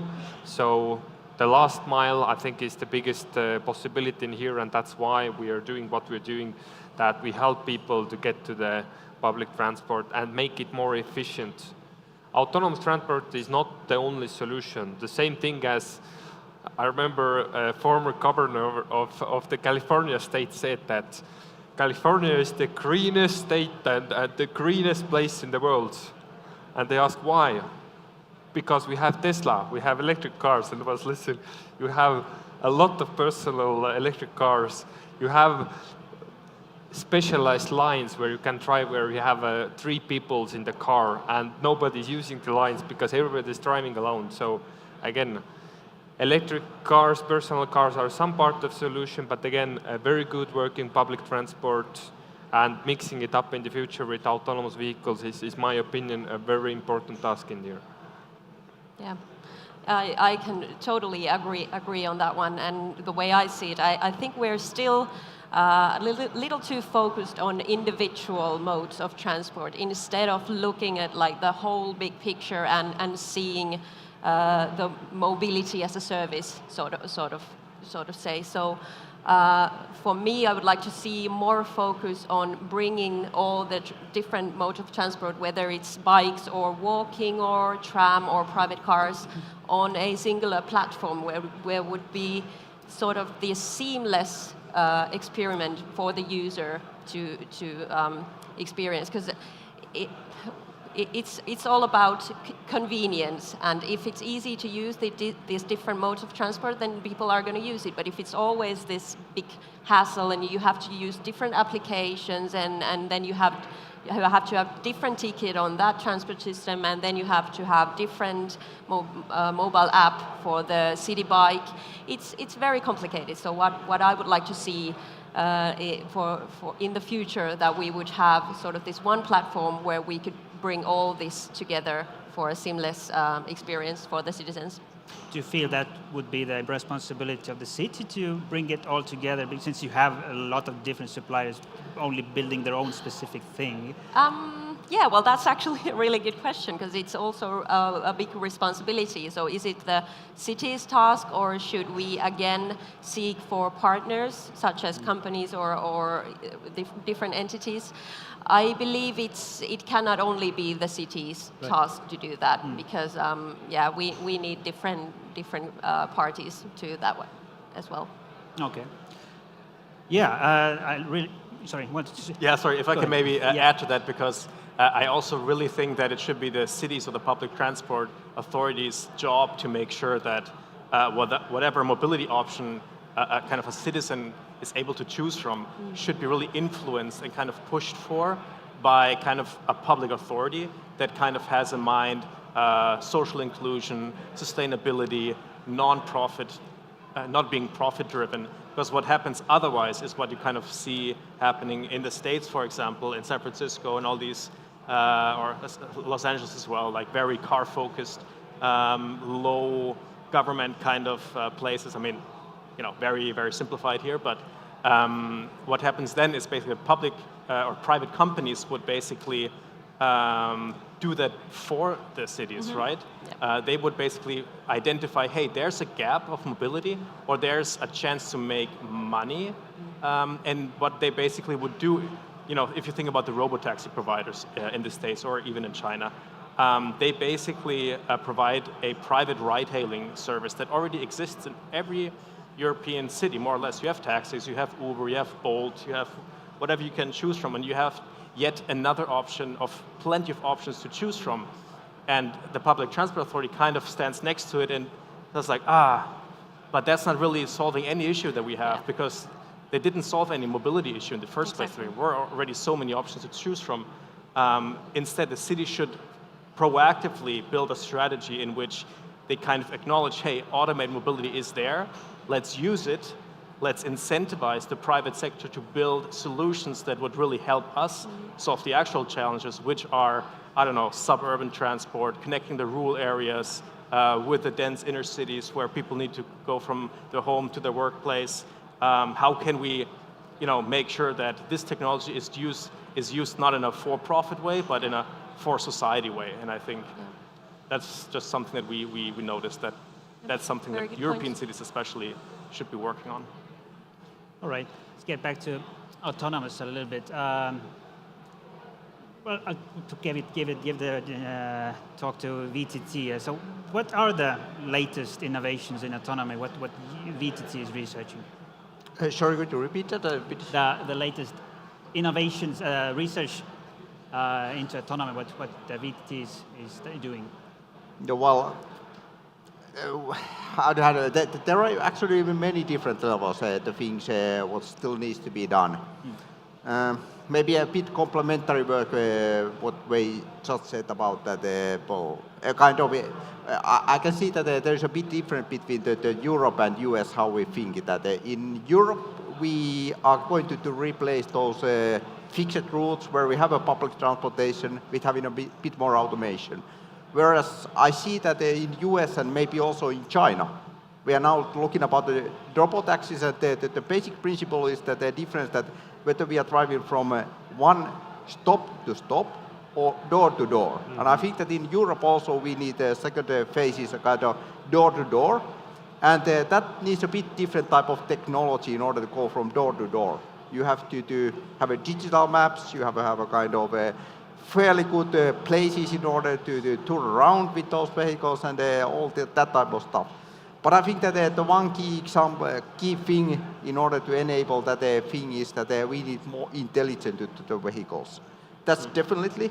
The human driver is fairly intelligent in order to do driving whichever conditions they want. They can adapt the speed according to how they want. Still, we have a problem with those automated things. What we do, for example, in VTT, that they are dedicated for fixed road.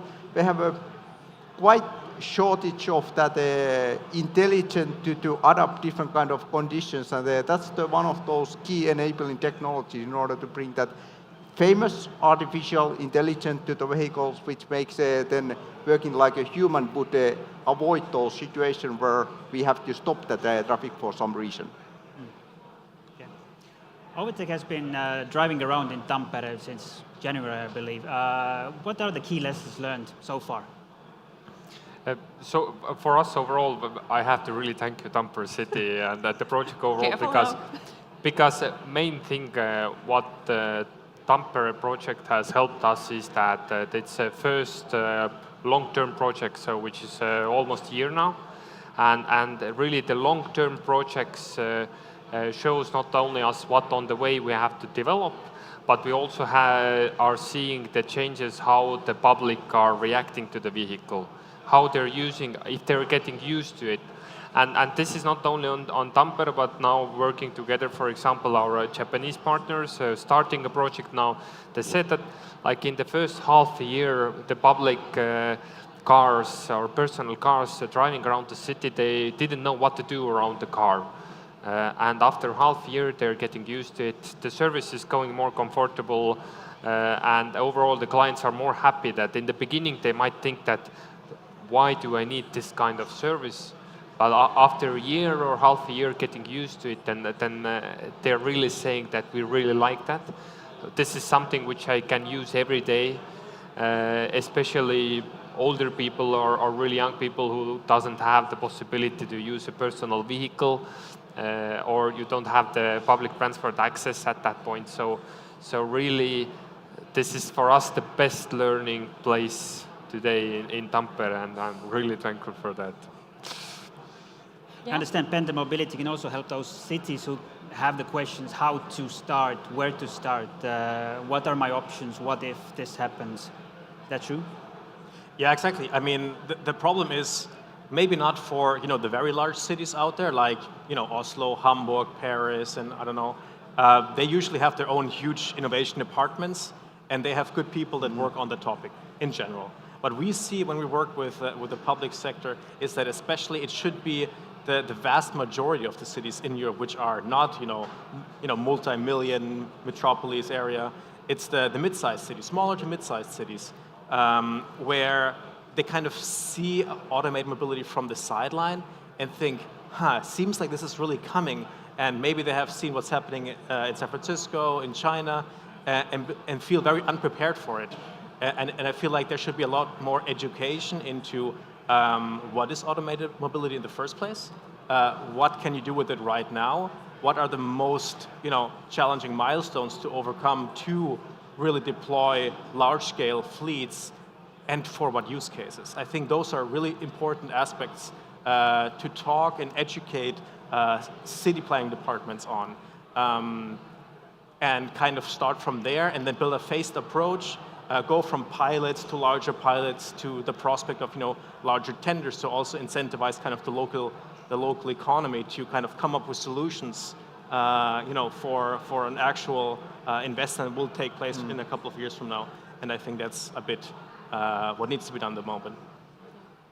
Yeah, it's easy to agree that the mid-sized cities are really sort of the great platform for testing these different solutions, because in Tampere we are big enough, but we are not too big again. And well, our experiences with Auvetech and other companies who have been testing in our Hervanta testbed, it's been mainly positive feedback, both from the company side, but also from the user side. So we were actually a bit surprised how fast people got used to those robot buses going around in the real city environment. So I think it's really important that the test area is not some isolated area where people and our residents don't exactly live their lives.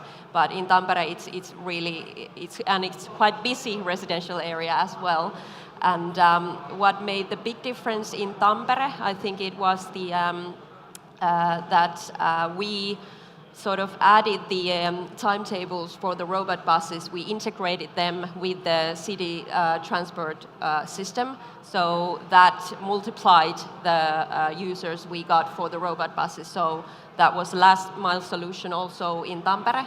So people who weren't able to use the tram for their residential area, they used the robot buses. And when we integrated the timetables, it really changed everything. So mainly only positive feedback. That's great. But I believe it's more of an exception for a city to integrate so deeply the autonomous shuttles into the public transportation system. Matti, do you see that it is really viable to use the autonomous shuttles as deeply embedded in the public transportation system, or is it something a little bit different, a little bit separate in the future? Well, I think so. And like I said, that this is also a very good test platform to do. I could, about the integration point of view, I would, for example, get an example that what we did, I think that 3-4 weeks ago, that we integrated the first CITS system from the traffic light to that where we are supervising the Auvetech and also some other vehicles in that manner. We are really happy about that. That was a quite surprise because we have been fighting for 10-15 years already about where that CITS would support, where it's such useful application. And now we find one. And the people in supervising those vehicles, we are really happy. There was a kind of interruption for, I think, that 2 days. And we were really unhappy. They called about 5 times that when it's up and running again. I think that this is a really good platform in order to do those integrations step by step. All right. Any comments on that one? You see also that the shuttles are truly embedded deeply in the transportation system in the future. Yeah. So Again, I think times will be different. I think at the moment it's our time in the last mile low-speed shuttles, which are an everyday use case for publics. And maybe 10 and 15 years, there is also an autonomous robot taxi, which you can order from here to go to the other side of Tallinn. But only if the politicians are allowing it and really seeing that high-speed vehicles can drive in the middle of streets in Tallinn 50 kilometers per hour. But again, seeing that cities are lowering the speeds and our vehicles can be implemented in everyday transport. And if the project is longer, then again, step by step developing the process and the vehicle and the capabilities to get into the level that the people are happy, and this is what is most important at the moment. Okay, I think our time is mostly up. So any final thoughts? Any takeaways of everybody? Anybody? Oh, apparently I go first. Well, I mean, I think it's just really good to have this kind of conversation, and just I really encourage like fellow cities to really do close cooperation with the companies and with research institutions and universities, because cities can't solve all these challenges alone. So we need our important partners. So really, just let's keep up with the good cooperation. Yeah, and maybe if I can add, what I also like about these kind of formats, especially if maybe some people are in the audience who are not very familiar with the topic, that what I hope that we all agree on is what we want to do is not to make your private car drive without yourself. You know, we don't want autonomous, privately owned vehicles. At least, I hope I agree with everyone here. No, we want a more efficient public transport network in which automated autonomous mobility vehicles are a cornerstone maybe, or part of a wide variety of pillars that make the system work. And that's something the general public still needs to be educated on, I think. Well, automation is future, that's for sure. I think that nobody doubts about that. We still have many jobs, many things and tasks in order to be done, that it's reliable. That's also the good thing, of course, for VTT, because we still have a job to do. And the one thing is that I know that each of us, we are too small in order to solve all of those different cornerstones which are related to that automation. We need the users, we need the OEMs, and we need research in order to collaborate and put those things in the future also reliable, whether in the north or in the south or in Japan or different kind of cultures. That's where we still need a job. All right. Yeah, thank you very much. I think you put together very nicely the importance. One thing what I want to add is that I think it's not a good idea to tell the people that you can't use this road anymore. We have to find them and some extra solution and give them a possibility to use some other transport. Is it an autonomous vehicle? Is it an smaller bus on a new line or something that the user is at the end saying if they're happy or not, and just declining their regular transport at the moment, saying that you're not allowed, is maybe not a way to go. So let's make the transport better for everybody, not only a small group of people. Thank you. Okay, thank you. Thank you. Thanks to you. Thank you.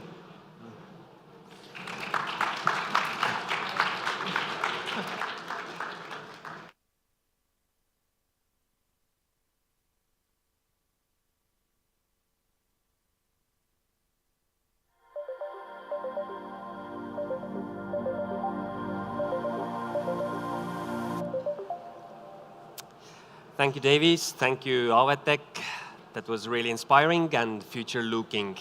So we're going to make a little short break, and we hope to see you back here few minutes before 4, 16:00.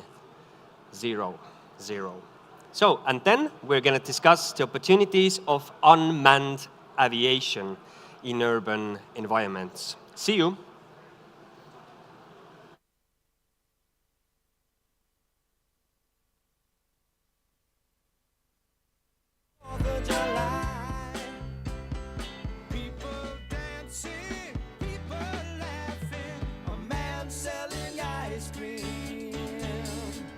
Singing Italian songs.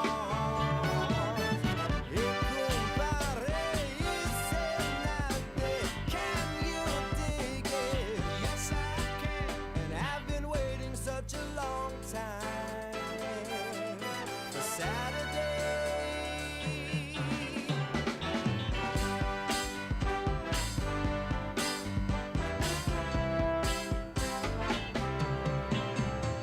Another day in the park. I think it was the 4th of July. Another day in the park. I think it was the 4th of July. People talking, really smiling. A man plays guitar and singing for a song. Will you help him change the world? Can you dig it? Yes, I can. And I've been waiting such a long time for today. Slow motion riders fly the colors of the day. A bronze man still can tell stories his own way. Listen, children, all is not lost, all is not lost. Oh, no, no.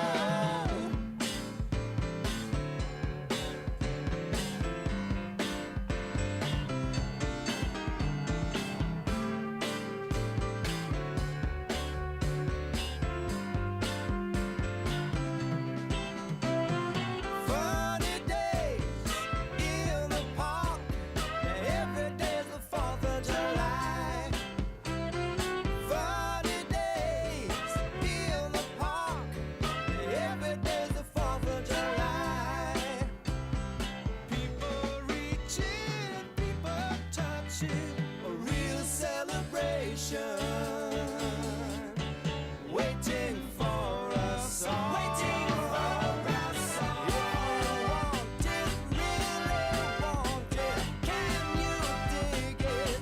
Yes, I can. And I've been waiting such a long time for the day. Yeah, yeah,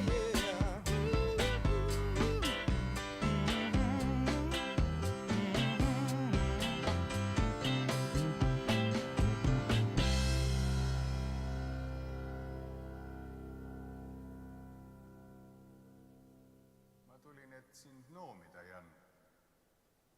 Miks kogu aeg peab mind noomima? Minu arust sul puudub selge plaan. Kui sul ongi plaan, siis sul puudub julgus selle plaani elluviimiseks. Julgus. Sa viskled siia sinna. Julgus. Lubad kõigile midagi. Jääd võlgu, mees. Mida sa oled saavutanud oma elu jooksul? Mitte kullegi.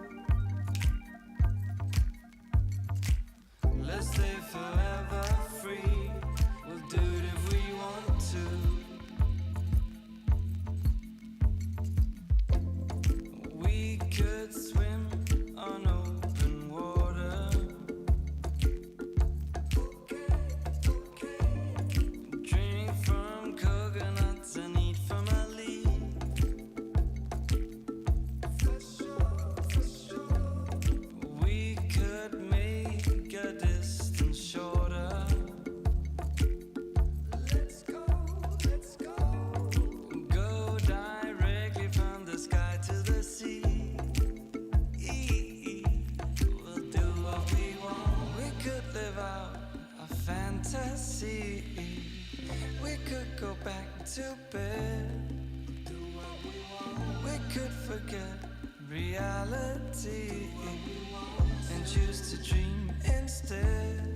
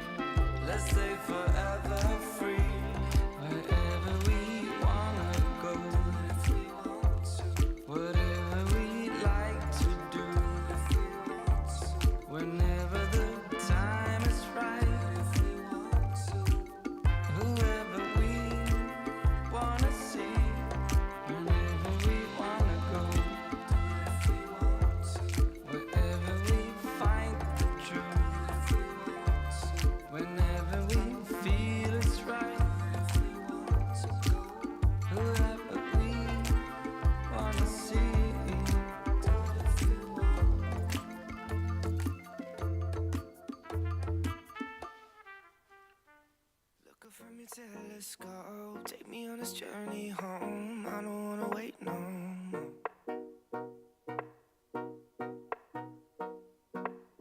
me down behind the moon. Tell me you'll be on real soon. I don't wanna wait no more. We could be dancing in the stars. We could be floating on away. As long as I'm safely in your arms, and it don't really matter where we stay. Cause space makes me sad. Cause space makes me sad.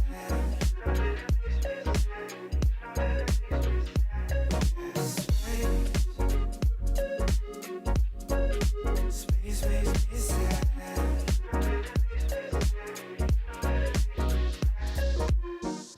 Feeling like Pluto, you already knew though. I'm hiding just behind the stars, but how come the stars don't shine when it's day? How come the sky at night makes me this way? Why you so far away? Galaxy cast away, watching you hopelessly. Why aren't you home with me? Cause space makes me sad.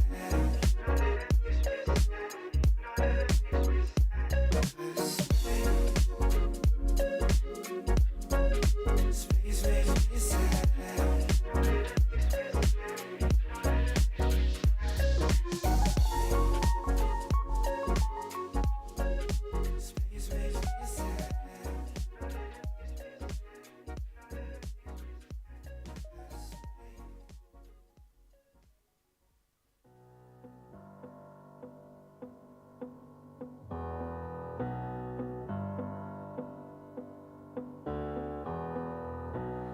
Kes teab, see teab, et pean sind enda lõpuks ma. Ent enam kauaks jääda see niimoodi ei saa. Minu poole on rullumas lained, mis neelavad elava. Ma end usaldan neisse.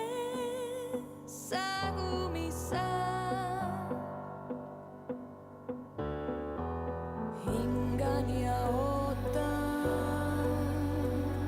sekund meid lugedes, hetkega kõigest loobun ma.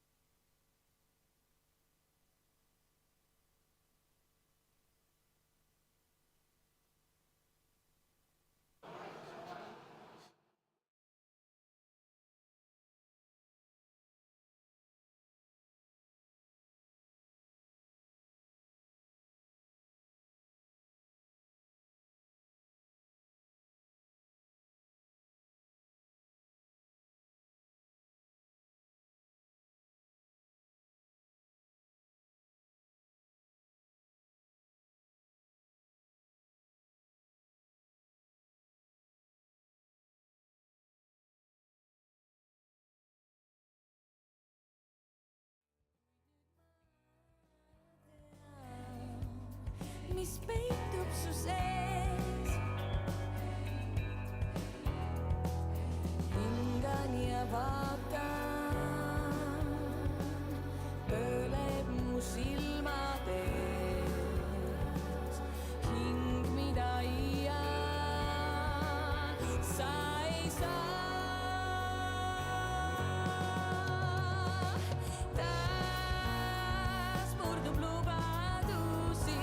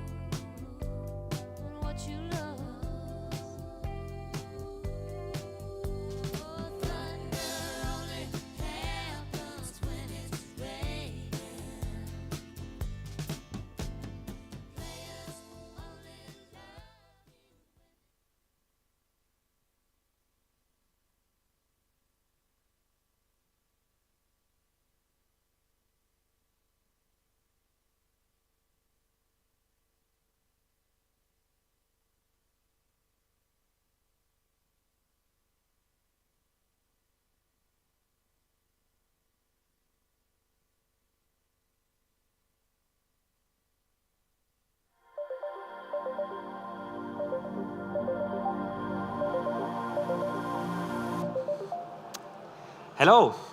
This is the end of our short break. I hope you got some fresh breath of fresh air, or maybe a cup of tea or coffee. Maybe you had some nice talks with your colleagues.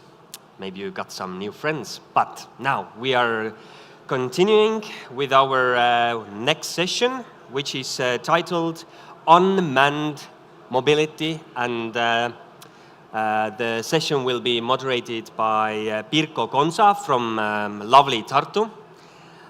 And the invited speakers are Jaanus Tamm from Tartu City Government, Smart City Manager, Joonas Stierenberg, who is a partner of Robots Experts, and Marek Alliksoo, who is a co-founder of SkyCorp.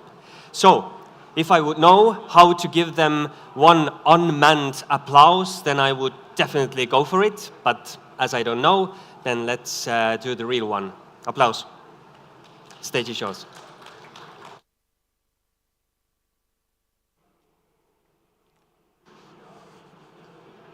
Hello, my name is Pirko. I'm coming from Tartu Science Park, and here are, please be seated. Here are my lovely co-panelists, and we will talk about unmanned aviation, and especially in urban areas. Unmanned aviation at the moment has become quite a hot topic because of war, but in this panel we talk about more how it will be in the future and probably in a peace environment. So, but before going on the topic, please tell a little bit about yourselves, who you are and how you are connected to unmanned aviation. Good evening. My name is Jaanus and I'm coming from Tartu City and I'm working as a project manager there. And today I'm also coordinating one drone-related project in Tartu City government, and I'm quite great fan of this area and hope to initiate different new projects to develop the field future. Marek. Yes, hi, I'm Marek Alliksoo of SkyCorp Technologies. We have a pretty good track record of putting unmanned and hydrogen together and making it fly even longer. So that's where our journey started. Yes. Hello, my name is Joonas Stierenberg from Robots Expert. We are one of the European leading consultancies on innovative aviation. So these new types of air vehicles, mostly unmanned aviation, that both can benefit for drone logistics, but also for inspection and other users. And on one hand, we work with the drone industry to keep it safe and enable our clients to fly, giving them, making safety cases, providing training. On the other hand, we work increasingly with cities and regions and municipalities on how to not repeat the e-scooter debacle and have a chaos, but how should cities and regions relate to the growing unmanned aviation, to the growing urban air mobility? Yeah, Joonas showed me this morning a map of Finland, and during 2 weeks, during these 2 weeks, there was voluntarily registered flights, about 17,000 flights in 2 weeks in Finland. No, that was not 2 weeks. That was year to date. But still, we expect this only to be 10% of the flights. So we expect about last year, we think there were about 140,000 flights in Finland, and now we think we're going to end up at 200,000 flights in Finland for the whole year. So that means there are thousands of drones flying already daily. Yes. Okay, but let's go about guessing or predicting the future. What is your prediction when we will have air taxis, unmanned air taxis, and we can get the fast travel from Tallinn to Helsinki? First you, Joonas, and then I ask other panelists to make a guess. Thank you. I think that was actually two questions. When we will have air taxis and when we will fly with them between Tallinn and Helsinki. So the first one, I think air taxi, if we mean human carrying these new types of vehicles, I think that first we will see them in these kind of helicopter emergency medical services where they transport medical professionals or doctors to an accident scene by the roadside, etc.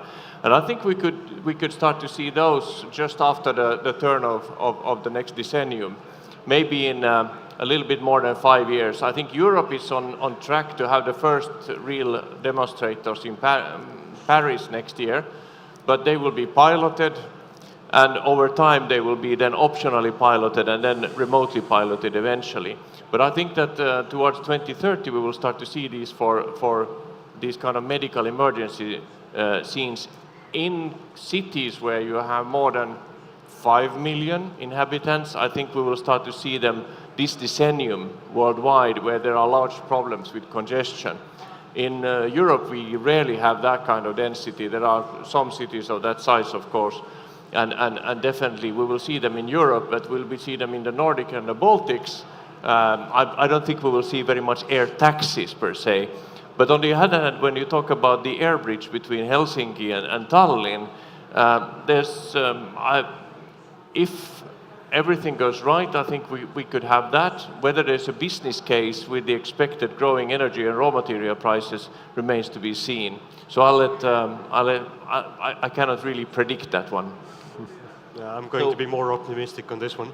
Yeah, Marek, when? What is the year? Yeah, we had it in Tartu last year already. Oh, okay. Unfortunately, it was flying, and let's say even BVLOS basically, but unfortunately nobody was allowed to be on board when it takes off. So it's the certification that's the big question, I think, there.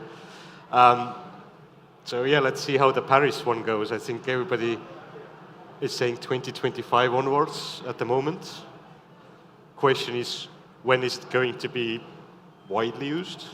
And actually, when we visited Volocopter in Singapore with one of our prime minister's delegations, then it was initially when they were targeting point A to point A, and just doing like this sort of look at the skyline type flights in the city across the river. So these are probably the earliest use cases. So I think Tartu has a river and some nice tourism flights could be. So, Jaanus, when in Tartu we have a flying taxi? I'm also very optimistic, and I hope very much that soon. Of course, we need to do much work since in terms of regulations, but namely, I think it will be happened somewhere in 2028 at latest, and at least in Tartu.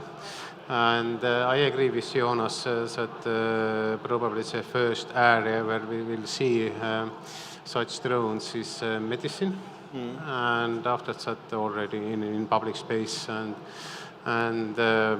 right after this, I guess maybe 29, 30, we can already fly over the Baltic Sea to Helsinki as well.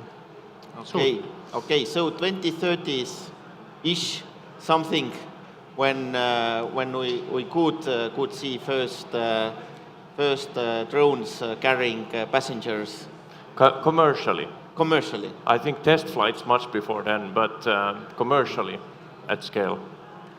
How ready actually society is for such a change? Is there a regulatory environment ready? What about cities? How do you feel? How ready we are in a context of society to such new services? I think that's an excellent question. I think the regulatory frameworks are catching up, and the realities of them. Originally, the regulation started off by being very, now we have something new. We need to have new types of regulation. It needs to be so-called performance-based or risk-based. That was just a very convenient way of the regulator to say that we don't have the answer, so we want you, the applicant, to tell us more. You need to know more than we know, so you can convince us that it's safe. And yes, in some points it's really good, it's flexible, but it needs a deep deep skills to do that. And now as time passes and there's more experience gathered, we see more and more experience from the manned aviation world seep into the unmanned aviation world as well, which makes it harder on one side because the requirements are tougher, but easier on the other hand, because instead of you having to invent the wheel, you can just rely on traditional, good traditions for airworthiness. That's one thing. The other one thing, how cities are ready, I think they are definitely waking up, but there's no regulation saying what the mandate of the city is, and there are no services to regulate. So when you do a public survey about what do you think about this one, will it disturb me, will you do this or that, it's all based on speculation. So I think we'll need to see an iterative approach here where we are, people are prepared to engage, cities are getting informed, but it's only when we start to see the services that we can start to really engage on a city and municipality level. But don't know. Marek, you are building your own drone. How ready is environment to start the service with a drone? I think it's on the right track. I mean, the EU space regulation came in this January. I mean, the different governments are still implementing the law. The law is the same, but the translation can be different. I think that's a big risk. I'd say infrastructure itself depends on what you need, but biggest problem might be the awareness of regulators themselves in the countries. Because if your member of the parliament hasn't previously heard or seen anything, and then you go like, hey, we need this or that to enable this type of a service in Tartu, and then they go like, yeah, but this is noisy. And they go like, no, but I'm not landing on your street level, so how do I add the noise? But he says like, no, it's not safe or whatever, and if that comes in, then and that can be a roadblock for you. But I think on the city level, at least with Tartu and everybody else in the urban air mobility cities community, I'd say like they'd like to see it. Maybe they don't know how to help. Okay. But yeah, let's get them. We know Tartu wants to become a capital of unmanned aviation in Europe. Yeah, so sure. Why, Jaanus? Why it is important? It's a very, very good question. I think from one hand, of course, we have very active stakeholders like Marek and you, Pirko, and other organizations, and of course we have very, very competent universities here in Tartu. But from other end, I think what we see today, we see that urban air mobility can help us a lot in redesigning or developing our public services and to be more efficient, and also to develop new services for public, and there is quite great potential, and this is why we are also implementing different UAM projects now and preparing new ones to gather experiences and to develop this background infrastructure for future operations and for data management and different other topics. So I think Tartu is a nice city, and it's a city of youth and innovation and home for startups, and I think it's only candidate to be the capital of Europe in terms of UAM. Joonas, you as a Finn, why you think, what could be the reasoning why Tartu could be the capital of unmanned aviation? Thank you. I'm not sure if I picked up everything you said. It's because of the fans in the background, but it's people behind the business. I think there's a critical mass is exceeded in Tartu, where you have an active city that engages and has the political backing and the operational skills to engage. You have an aviation academy you have an aerodrome, you have a startup center, you have university, you have research. So you need money, you need skills, and you need technology to make this work. And there's like a critical mass of people with aligned opinion that this should be done. And that's, in a way, it's easy to say that's all it takes. But it's quite a lot. It's not trivial. So I think that's where I see really the fuel and the potential. If we talk about from economic perspective, how fast the unmanned aviation sector is growing at the moment in Europe? Excellent question. So we should not, when we talk about unmanned aviation, should look at three horizons. That we are at the maturity of the first horizon when DJI brought the first Phantom to the market. Was it in 2011 or something like that? They removed the skill requirements from the pilot. Instead of having to be very proficient with hand and stick, you could just put the copter in the air and it became a wireless tripod for a camera. That revolutionized the drone services, and everything is done on a one-to-one basis. We call this the man and van model. And this is mature. And today, a drone is no more than an electrical screwdriver. You can use it for a lot of different things. Everybody has one. But the real value is then created with analytics and photography and all of these sensor capture. This is within visual line of sight, so the pilot needs to see the aircraft and needs to see the airspace around. The next horizon, which we are now at the beginning of, is when the drones are starting to fly beyond visual line of sight. And then the complexity goes up not tenfolds, but hundredfolds, when you need to make sure you are not colliding with other aircraft and making sure that if something happens and you cannot see the aircraft, you don't know where to steer it effectively. So you have to be very careful that it can controllably come down if there's a technical problem. And we are now at the stage where we need to prove that that's not a problem, but we invest the time in making sure that the aircraft stay in the air, if they should stay in the air, are enough quality, or we talk about airworthiness. The third horizon will be when they don't require a human pilot, when they become autonomous. That may be 20 years, 30 years, gradually for different, but the second revolution is now. So I think the size of the market, we see the forecasts say that Europe is supposed to develop at between 8 to 12, 13%, a little bit ahead of US, on par with the Asian market.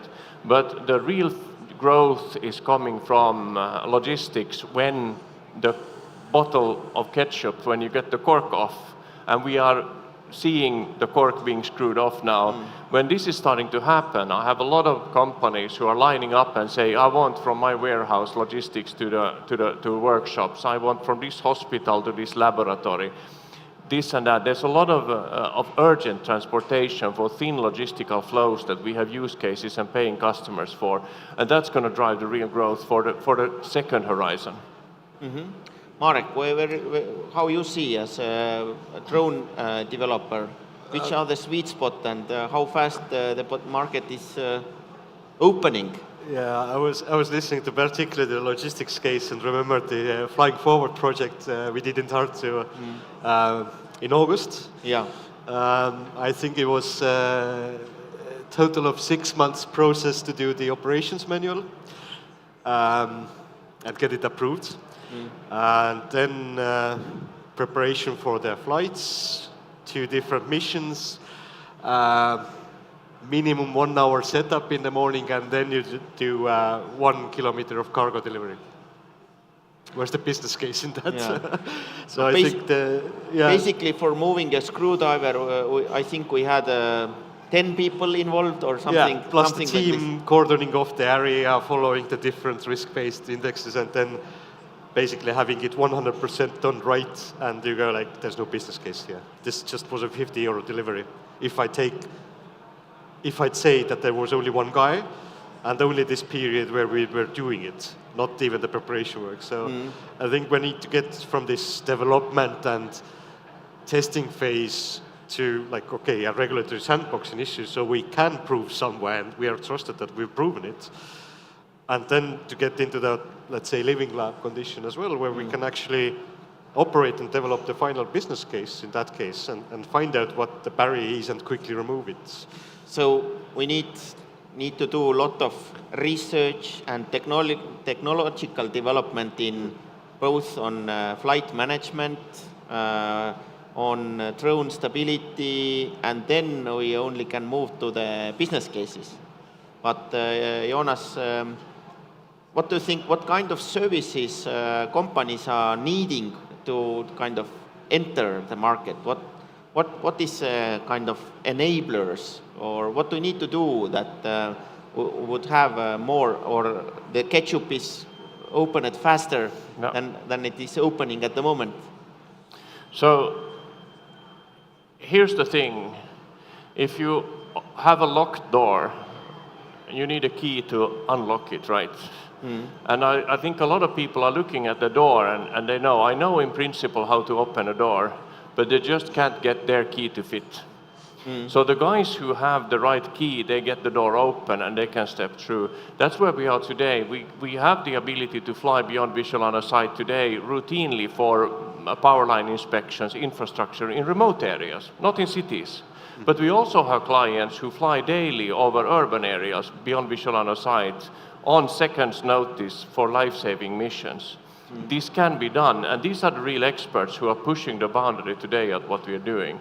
So what are they then building it on? What are the capabilities they're building it on? Access to airspace. They have an arrangement with some kind of air traffic service or some other arrangement that they can know that when they need to fly, they can access the airspace. They have proven through their own testing, going beyond the regulation today or meeting the regulation of tomorrow, that their operation is safe. They're using mobile networks to keep contact with the drone. So if the drone is sitting in a hangar 100 kilometers away, it's not a problem, or in another country, they can still contact it over the net.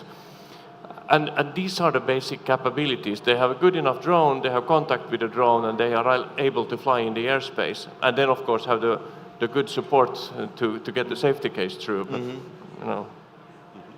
Marek, what kind of sandbox you need to kind of launch a service? What do you like expecting?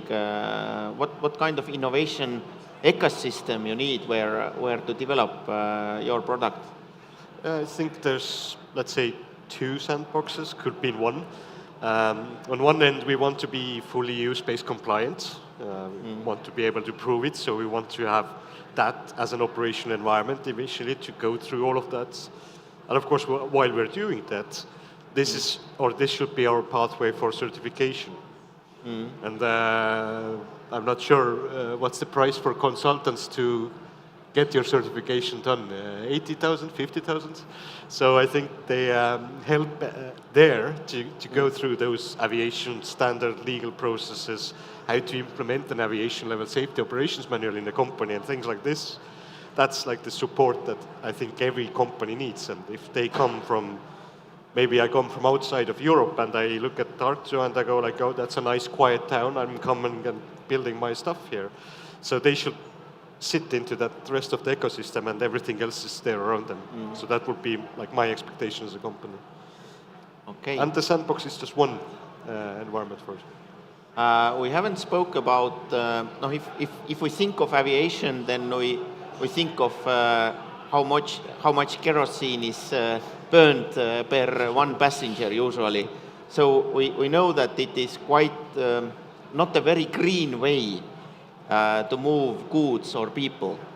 How green is actually future aviation? And if we talk about this growth of unmanned aviation, is it even possible in the future when we expect to fight the global warming and actually to be more, find more sustainable ways to move people and goods?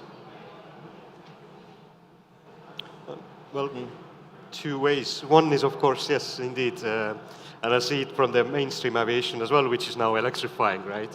And not much is being talked about where do you get this green electricity. So are you charging in Tartu Science Park, where I know there's a solar park, so I'm definitely green on that end at least.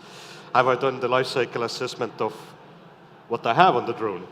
Did I order it from China? Did I order it from Europe? Did I order it from Estonia or Tartu?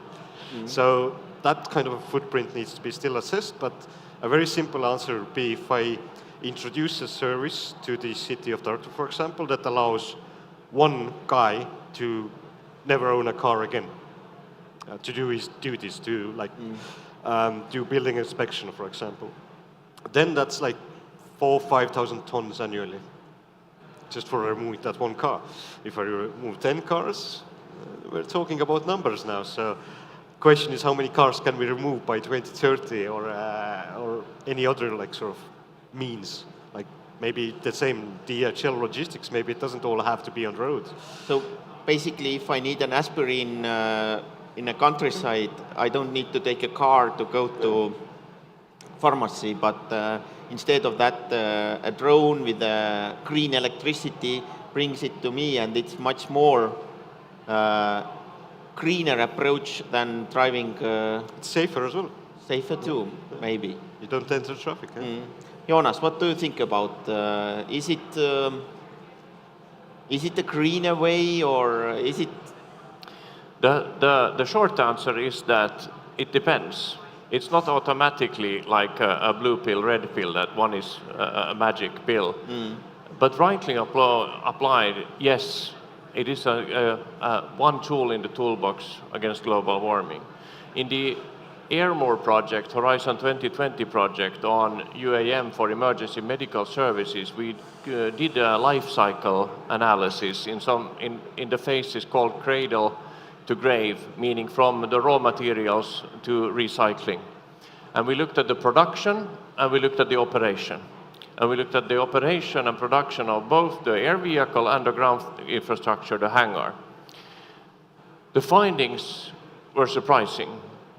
The interesting thing is that if you look at the production of a multicopter drone, in this case study we had like with 6 motors or 18 motors. We both looked at small drones, about 15 kilograms, and air taxi size 2-seater, 650 kilogram maximum takeoff weight. Electrical motors were 40 to 50% of the CO2 emission from production. The battery was less than 20. This came as a huge surprise to us. If you use the drone a lot, you will need to replace that battery, and the proportion of the battery as the production cost goes up. Secondly, when it comes to the operation of the drone, we looked at it for medical purposes, so a utilization rate from less than 1% to about 5%. We were thinking that it sits idle on the desk waiting for an emergency quite a lot of the time. The hangar heating is by far the largest CO2 emitting factor, because of course you're not flying. But even when you are flying, it's still the opening and closing in these cold climates, or in the south is for air conditioning. So if you need to control the temperature of the hangar that the drone is sitting in, be it a vertiport for human carrying or a drone port for smaller, the ground infrastructure is more than 50% of the CO2 emission, and the operations is typically a quarter to a third maximum of this. So this came as a huge surprise to us, and we looked through a lot of factors for that. So then we also compared it to different ground transportation modes, to a bike. No, it's better to bike.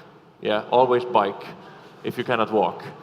And then we compared that it's on par with electrical ground vehicles, and it's much less than fossil fuel vehicles. But then again, if you come to your aspirin, so here is when it gets really complex. You cannot do apples to apples when you talk about urban air mobility, because you're comparing maybe a car that takes hundreds of kilograms, maybe a ton, as was discussed, against a few kilograms for a small drone. So, but if you're comparing for urgent transportation, organs or blood or laboratory samples, sometimes you really have these quick transportation needs. And then you get into replacement one-to-one, and then you save a lot. But when you otherwise look at logistics, you need to look at the logistic, not the transport, but the network effect. How many drones versus how many cars, and then we come back to the easy answer. You need to do the facts, you need to do the analysis, and the answer is it depends whether it is greener or not. So there are use cases where actually urban air mobility is an answer, and there are use cases where we actually should limit and look on what are the alternatives. So when you look at the regular milk train rounds, you have a car or a vehicle driving around the standard route every day, it's still going to, by a long time, be much better electrifying that than going with a drone to a milk round. And finally, between, I think, Norway and Germany, was it a factor of 17 of the production of electricity? You cannot say that the same effect will be had in Estonia as in Finland, as in Germany, as in Denmark and Iceland.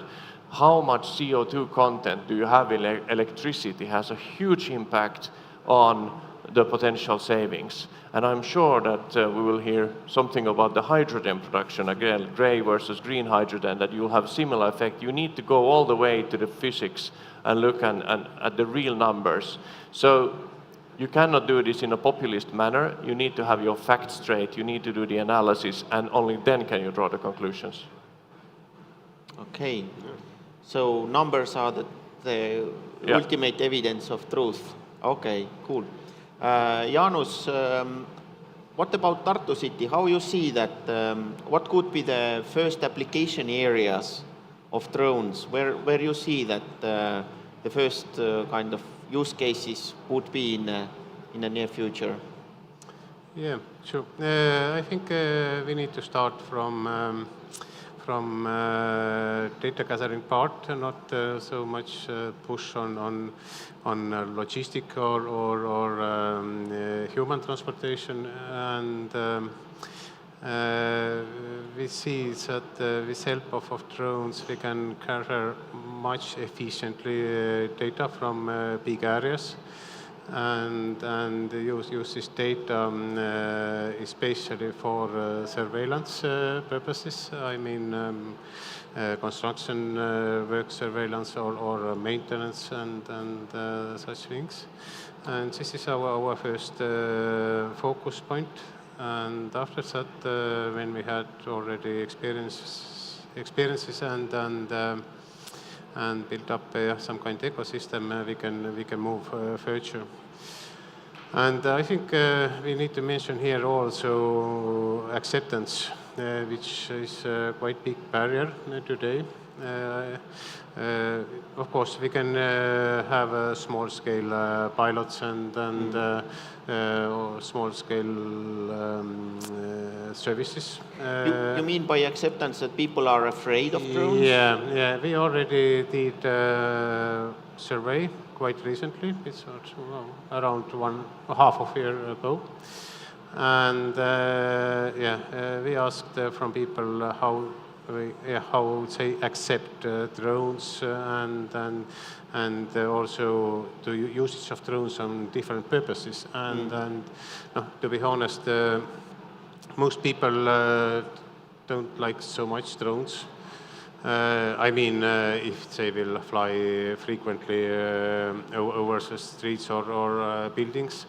What people accept mostly is the usage of drones for medicine transportation and also in small scale for data gathering. But there is, I think, quite long way to go to raise awareness and also to raise this acceptance and to make society more comfortable with drones and urban air mobility. But we are working on this. Firstly, I think data gathering part is the most important for us. What about Finland? Are people suspicious? Or I know you are operating elsewhere in Europe too, that is it in general people are afraid of drones? Is it an issue, the social acceptance? I have worked in grocery retail in the business consumer market, and there is not an average consumer. When opening hours were deregulated and you can be open 24/7, half of the population was of the opinion that you were absolutely failed as a citizen if you could not shop between 9 and 5. And the other half of the population thought that it's none of your business when I shop. The same thing when the parcel service, the Finnish Post, came with these automats, lockers. You could pick up your parcel from a locker. Half of the population was of the opinion that I always want to deal with a person, and half of the population, I guess the engineers, thought that this is great. I don't have to deal with the messy people. I can just do the systems. And when you go down this route, you find that there are many more segments, and you really need to go down to it. So at the end of the day, there's a lot of people who accept it and see these best things in sliced bread, and another people don't really want to see pizzas flying over my head or whatever, beer transportation, and there's these fears. And so at the end of the day, we find that also in the Airmore project, we did the most extensive public opinion survey after the EASA survey a few years back, and in that one, we could also augment some people who were invited to see the flight demonstrations. And the opinions changed when they got to observe. Oh, it's not as noisy. Oh, it's actually pretty cool that I could X, Y, Z. So the opinions changed, and this is the biggest challenge. We should not draw too far-fetched conclusions from the material we have today, because if you open the window and look outside at the number of air mobility services you can observe, I think you will wait for a long time before you see the first drone fly by, despite us having this operation moment. So there is no real world evidence, and it's just when we get seeing is believing. So then we will know who is actually going to be impacted, but there's some lessons learned. Wing in Australia, they have been piloting about 12-kilometer routes and all coffee and candy, and there was one house which had 7 kids, and the kids loved ordering more candy, even more candy. I also want candy. And it was going back and forth, and at that point they used corridors, so it was always flying the same route. And they learned very quickly that the neighbor next door was digging for his shotgun. And they decided to start to distribute the flight routes over a broader area to distribute the disturbance. And Wing has been notorious for being very noisy early on, but now they fixed a lot of those challenges. In Ireland, again, Manna has been flying over people, and they have compared flying fixed routes over distributed routes, and there is no change in the public perception whatsoever. So it's culturally based, it's local based, it's aircraft based. So again, there is no generalization in this one. We need to see it to believe it, and it needs to be the specific setting and the specific altitude and profile, noise profile of the drones, how disturbing it is. So practice and continuous learning and adapting is a key. That means the near future brings us a lot of testing of the different drone services, different approaches, and also validating that which solution is working and which not. And it's like Columbus going to the US. A lot of people talking about America maybe, but he actually did it with the famous putting the egg on the table. So this is the same. We need to do it. Yeah, there was also with the cars. The first cars, you had to have a guy with a red flag in front of it. Maybe it scares the horse. Maybe it's like, maybe only men can ride it because women are different. And there was all these fears and rules and stuff. And now in Estonia, it's like a human right to have a car, or actually you need 3 cars probably. So it's change. Quite interesting about fears and acceptance. I remember this comparison that maybe Jonas and Marek, you can correct me, but how many drone accidents have happened in Europe, really, which are serious accidents? You have the statistics, yeah? My question is always like... Yeah, because people are always afraid that, okay, what happens that maybe it falls down on my head. And why I want to make this comparison is that how many accidents have happened in Tallinn with e-scooters.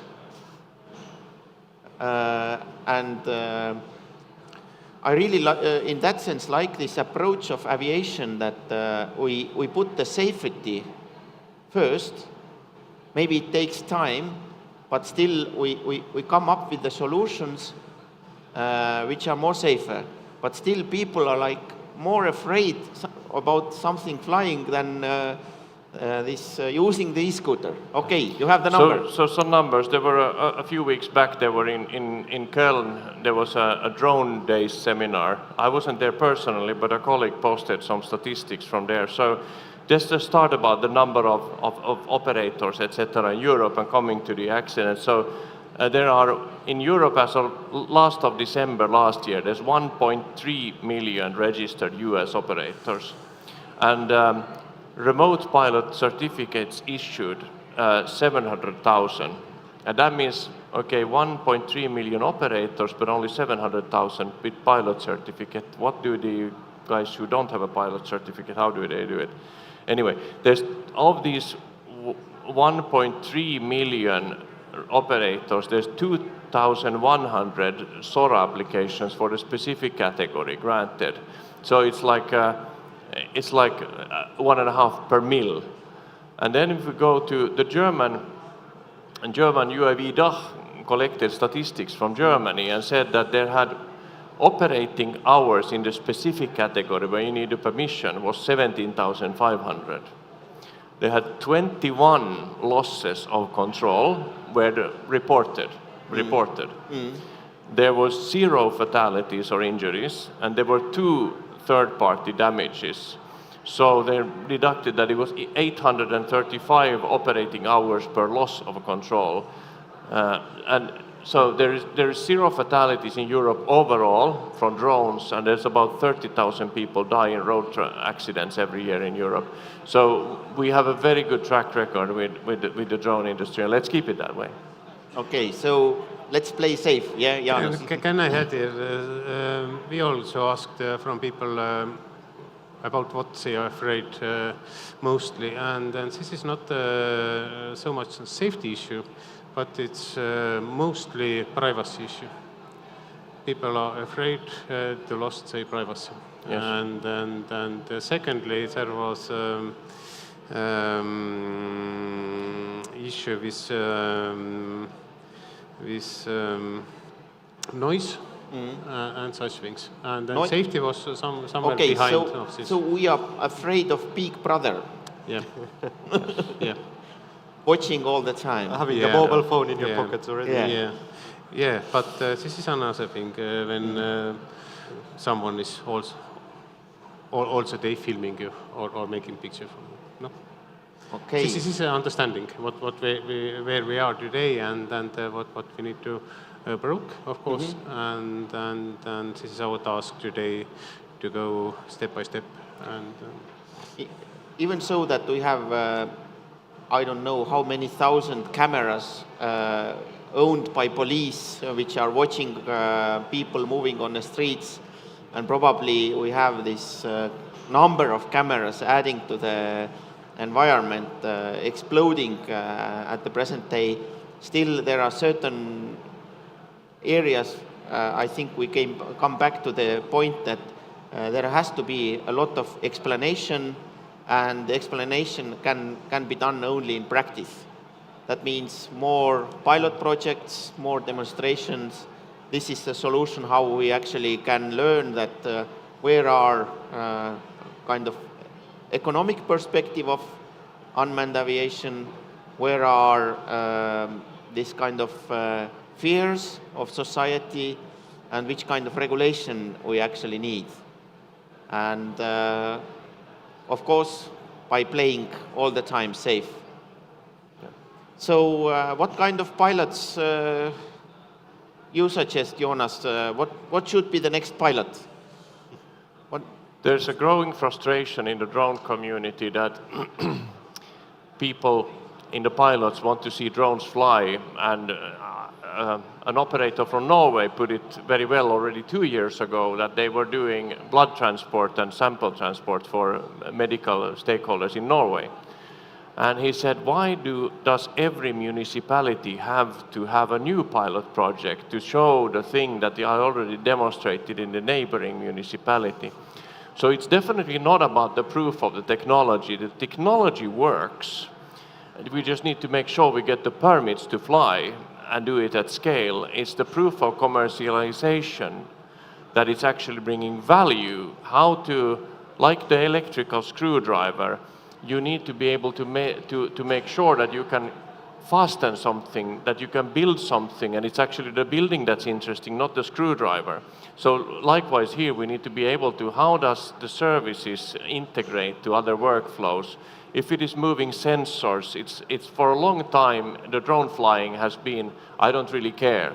You know, if I get the camera pictures from a crane, from a plane, from a drone, from a car, as long as I get it into my analytics and create valuable, actionable insight with the analytics, then I create value. At the same time with logistics, I don't care if it carries the goods, but if I can't order it, if I can't follow the order, if the good gets damaged, or if today, for instance, a taxi driver is picking up the parcel and carrying out of the building and going with it, if I take a drone, I need to have somebody bringing it to the drone and unloading it from the drone. We need to do these kind of integrations and show that, okay, because we brought this new capability, we are saving time, we are maybe saving CO2, we are definitely not saving money at the moment, but we will save money if we get this profile, so we need to learn that way. These are the kind of projects we need to make, proof of commercialization in a real setting, in a city like Tartu, somewhere else where people live and move, and showing that when we do open the window, we see the benefit, we see the drone, we get annoyed, and then we learn that maybe it's not so annoying, or maybe it is annoying, and then we talk to somebody about it and say, I don't want that. That's fine, but we need to bring it to where people live. We cannot have it only in the forest and in the countryside.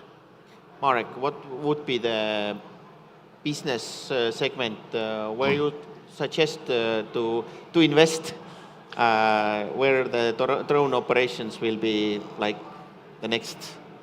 I would go with the same ones which we will pilot anyways in Tartu next year, because this the software ready projects, right? And it's having this. Can you be there in 1 minute, or can you go in 1 minute? Because it's emergency response is the critical use case, right? And I think it's also something that helps with the perception. And the second part to that emergency response is critical infrastructure. And again, if you're maintaining somebody's solar park so that people can get more green electricity, what's the harm in that? If you're delivering maybe somebody's candy with a drone, yeah, it's a harder sell. So definitely critical infrastructure maintenance or protection, and the emergency response, anything that's life-saving. And I would count our forests also as a critical infrastructure, by the way, because I don't know if you saw the statistic, Estonia met its annual quota of forest fires already in June this year. And it's the same next year, again, new records. And so when we can, again, prove that there's a climate impact, prove that we can use drones to help better maintain our resources, and then do it, yeah, we can also save you time and money doing that. That's perfect. So anything like that. And Jaanus, city is going on surveillance and yeah, at first, yes, and I think the first use cases will be in construction surveillance area and also in parking surveillance or such things. Yeah, we are already preparing for this. Okay, so I think it is becoming the time to start to wrap up and maybe to make some kind of conclusions. So I understand that that unmanned aviation is not a silver bullet. It doesn't fix all the problems in the city. There are many fears we need to tackle, and the only thing which helps to solve this is by practical demonstrations, by learning, by making better regulation based on practical experience. The key is that we shouldn't make just demonstrations for a demonstration's sake, but we should more focus on commercialization. That means drones have to earn profit. They have to bring new efficiency, new effect, faster service, more efficient service, higher quality, something new. Cool. I want to thank you all for the time, and I hope that the robotaxi will take us to Tartu, not maybe next year, but in 2027 we could see the first demonstration. And thank you all for listening us, and see you soon in Tartu. Thank you.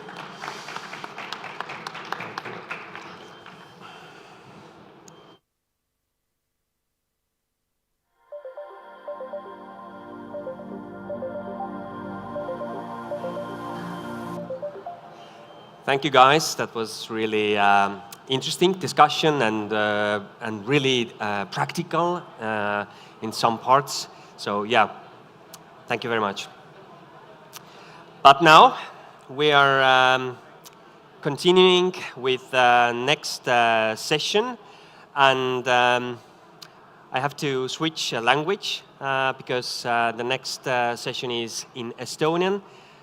Niisiis ma räägin praegu eesti keeles edasi ja tutvustan meie järgmist ettekannet ja ettekandjat, kelleks on Alan Vaht, Alexela e-mobiilsuse juht, kes räägib meile teemal, millest võib-olla veel 10 aastat tagasi rääkides oleks mõelnud, et see on ulme. Alan räägib tänasest päevast ja räägib sellest, mis saab järgmise 10 aasta pärast liikuvuse teemadel, ehk alustame elektriautost ja vaatame, kuhu see jutt meid lõpuks viib. Aga ärge kuhugi kaugele minge, sest niipea kui Alan paneb oma jutule punkti, siis läheb eriti lõbusaks. Meid ootab ees muusikaline õhtupoolik ja kindlasti olge õhtuni välja. Aga Alan, palun. Mulle öeldi, et 2 minutit veel läheb aega. Ja, ma tõstan tooli ära, kohe tulen.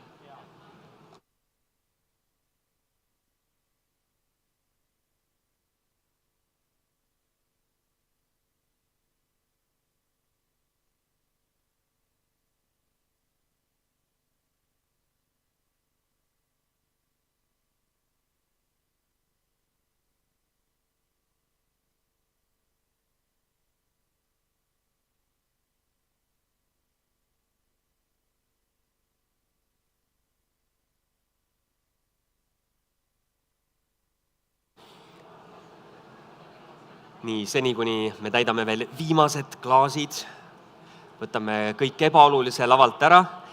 Ütleb veel nii palju, et kõik, kes te olete siin messi erinevates ruumides, otstes, tulge kogunege siia highlight lava juurde, sellepärast et tõeliselt huvitav tunnike ootab meid ees. Ja praegu on hea sissejuhatada. Alan Vaht, palun! Aitäh! Kõik, kes te olete kusagil siin NEXPO hallis suures teise lava ees, teil on harukordne võimalus tulla selle teise lava eest ära siia, selle lava ette. Mul on hea meel rääkida teile maailma asjadest, kuidas täna teha õige valik. Ja ma mitte ei hakka teile täna midagi pähe määrima, mida Alexela pakub, vaid tegelikkuses ma räägin asjadest nii, kuidas mina neid näen ja ütleme ausalt, otsesemalt võiks isegi öelda nii, ma viin teid täna siin ajarännakule 12 aastat tänasest edasi. Ja ma annan ülevaate sellest, et mis meid õigupoolest ees ootab järgmise 12 aasta perspektiivis ja ega see pealkiri ei ole lihtsalt niisama välja mõeldud, siin on inglisekeelne nimi, on natukene pikem, aga eesti keeli kõige lihtsamalt ja tabavamalt öeldes on see küsimus transpordi valiku mõttes, kui me tahame endale osta uut transpordivahendit, sõidukit, et mis on see õige valik. Me tihti ei oska mõelda sellele, mis meid ees ootamas on. Ja Alexela, nagu ma ennem ütlesin, ma ei ole täna tegemas teile siin mingit reklaami, et ostke seda või toda. Ma ei ole teile täna siin rääkimas seda, et jube õige valik on elektriauto. Ma ise sõidan elektriautoga, aga ma ei ole siin täna selleks. Ma olen täna siin selleks, et avardada teie pilku ja saada aru, mis meid päriselt ees ootamas on. Ja mul on hea meel ka selle üle, vaatan, et kell on 16:58, me tegelikult kanname seda tänast üritust otse laivis ka internetti. Seega kõik, kes on internetis vaatamas, tere tulemast ajarännakule siit edasi pluss 12 aastat. Ja hakkame siit järjest minema. Selles mõttes ütlen veel selleks kinnituseks, et miks ma ütlen, et ma ei ole teile täna midagi maha müümas. Alexela pakub energialahendust. Kui sa sõidad, sulle meeldib V8, jumala eest, sõida V8-ga, me müüme sulle bensiini tanklast. Kui sa tunned, et nii nagu selle konverentsi siin NEXPO rohetehnoloogia messe mõte on, me aitame kõikidel tarbijatel teha oma ümberlülitust mingisugusele muule energialahendusele. Seega Alexela pakub energialahendust, vahet pole, kui te isegi lähete meie siit boksist läbi, te näete, meil on täna, ma panengi selle esimese slaidi ette, et me tutvustame Alexela e-mobiilsust, meil on tuule- ja päikeseenergia, mida me ka pakume, me tutvustame energiasalve, mida me Paldiskisse rajame 750 meetri sügavusele, võtame graniidi välja, ma nüüd peast ütlen, järsku oli 17 miljonit tonni, laseme merevee alla, toodame elektrit. See saab selle kümnendi lõpuks valmis, loodame, et oleme ajagraafikus. Tipukoormuse biogaasi jaam, virtuaalne elektrijaam, vesinik, meil on vesiniku ballooni kappe oma boksis üleval ja biometaan. Me toodame biometaani 3 biometaani tehases Eestis, Infotariga koostöös. Nendest kõikidest teemadest ma ei jõua teile täna rääkida, selleks läheb liiga palju aega, meil oleks vaja 3, 4, 5 tundi. Mina täna keskendun ühele teemale, ma kõigepealt avan teie silmad selles, et mis on meil suurim väljakutse transpordisektoris, milline on globaalne kliimakriis, milles see seisneb ja ehk et õigupoolest küsime siis nii, et kus me täna oleme, mis on meil valikud laual, mille vahel me valime, mis meie liikuvust mõjutavad ka 12 aasta perspektiivis ja see on nüüd see koht, miks ma ütlen, et ma viin teid päriselt ajarännakule, et aru saada, mis meid ees ootamas on. Ja selle kõige taustal on küsimus, mida Alexela pakub ja ma korraks veel rõhutan üle, ma ei ole teile müümas elektriautot. Ma ei ole teile peale surumas seda, et minge üle elektriautole, mis sest, et ma ise olen suur entusiast ja mulle meeldib elektriautoga sõita. Nagu ma ennem ütlesin, mul vennal meeldib V8 autoga sõita, väga fine, me müüme sulle bensiini, kes teeb oma ümberlülituse vesiniku peale. Me oleme ka ehitamas vesinikutanklad esimest Eestisse, seega te ei pea, alles oli siin mõni kuu tagasi, et esimene vesinikuauto müüdi ära Eestis. Ei pea enam käima Riias tankimas.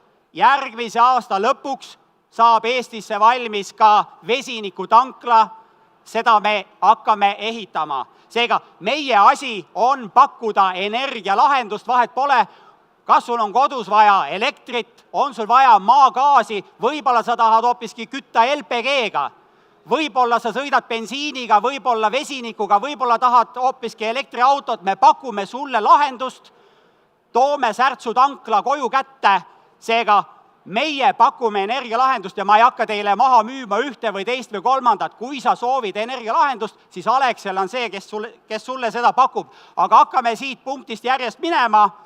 Kõigepealt, et lihtsalt aru saada, mis väljakutse meil ees on.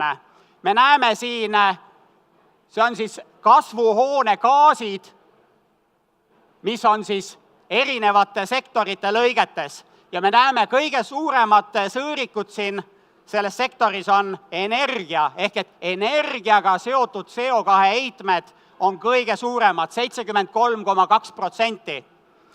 Sest meie majandus, tootmine, kõik baseerub suures osas fossiilse kütuse tarbimisel ja kui me fossiilset kütust põletame, siis paratamatu on see, et CO2 me õhku atmosfääri ka paiskame. Ja sellel alumisel graafikul on siin kenasti näha, milline on inimkonna mõju, et see on nüüd siis CO2 heitmed energiasektorist ehk et energia siis kütuste põletamisega seotud siis CO2 heide. Me näeme siit jõnksu alla, see tuli koroonaga meile peale seda, kui majandus läks uuesti lahti, läks CO2 heide uuesti üles ehk et me tegime taas globaalse rekordi CO2 heitmetes ja miks see nii oluline on sellest rääkida? Kujutate ette, 10 aastat korda selle 35 gigatonniga, see on 350 gigatonni. See, mille me täna paiskame atmosfääri, see seisab seal 200 aastat atmosfääris. CO2-l maapinnal on midagi teha, fotosünteesi käigus taimedesse talletada süsinikku, aga atmosfääris ei ole CO2-l väga midagi teha, seetõttu ta püsib seal 200 aastat. Veel sissejuhatuseks, siin on üks graafik, mis oli sisendiks Pariisi kliimaleppele, ühes raportis oli see toodud, ajagraafik on 1970 kuni 2010 ja see ülemine sinine osa on siis puhtalt maanteetranspordi CO2 heitmed ja kui me vaatame siia vasakule poole, see on Euroopa CO2 heitmed erinevates sektorites 1990. aastaga võrreldes 2020, milline saavutus on ühes või teises sektoris siis saavutatud. Üks tulp on ülespoole, see on transpordisektor, 7,2% kasvu selle ajaga 30 aastat, ehk et ei ole mingit edu saavutatud. Ja see ongi kõige suurem kliimaprobleem, transpordisektori CO2 heitmed. Millised on meie valikud? Kas me sõidame edasi fossiilse bensiiniga, diislikütusega, ega ka gaasilised kütused võivad olla fossiilsed, CNG, LNG, LPG ja nagu ma ütlesin, V8 mootor, me hea meelega müüme bensiini, aga kui ka V8 mootoriga autoomanik on tegemas oma ümberlülituste vesinikule või elektrile, siis meil on sellele vastu anda, pakkuda oma lahendus. Mis on siis alternatiivid? Ühistransport, väga kihvt. Jalgratas, sõidame jalgrattaga, väga tervislik.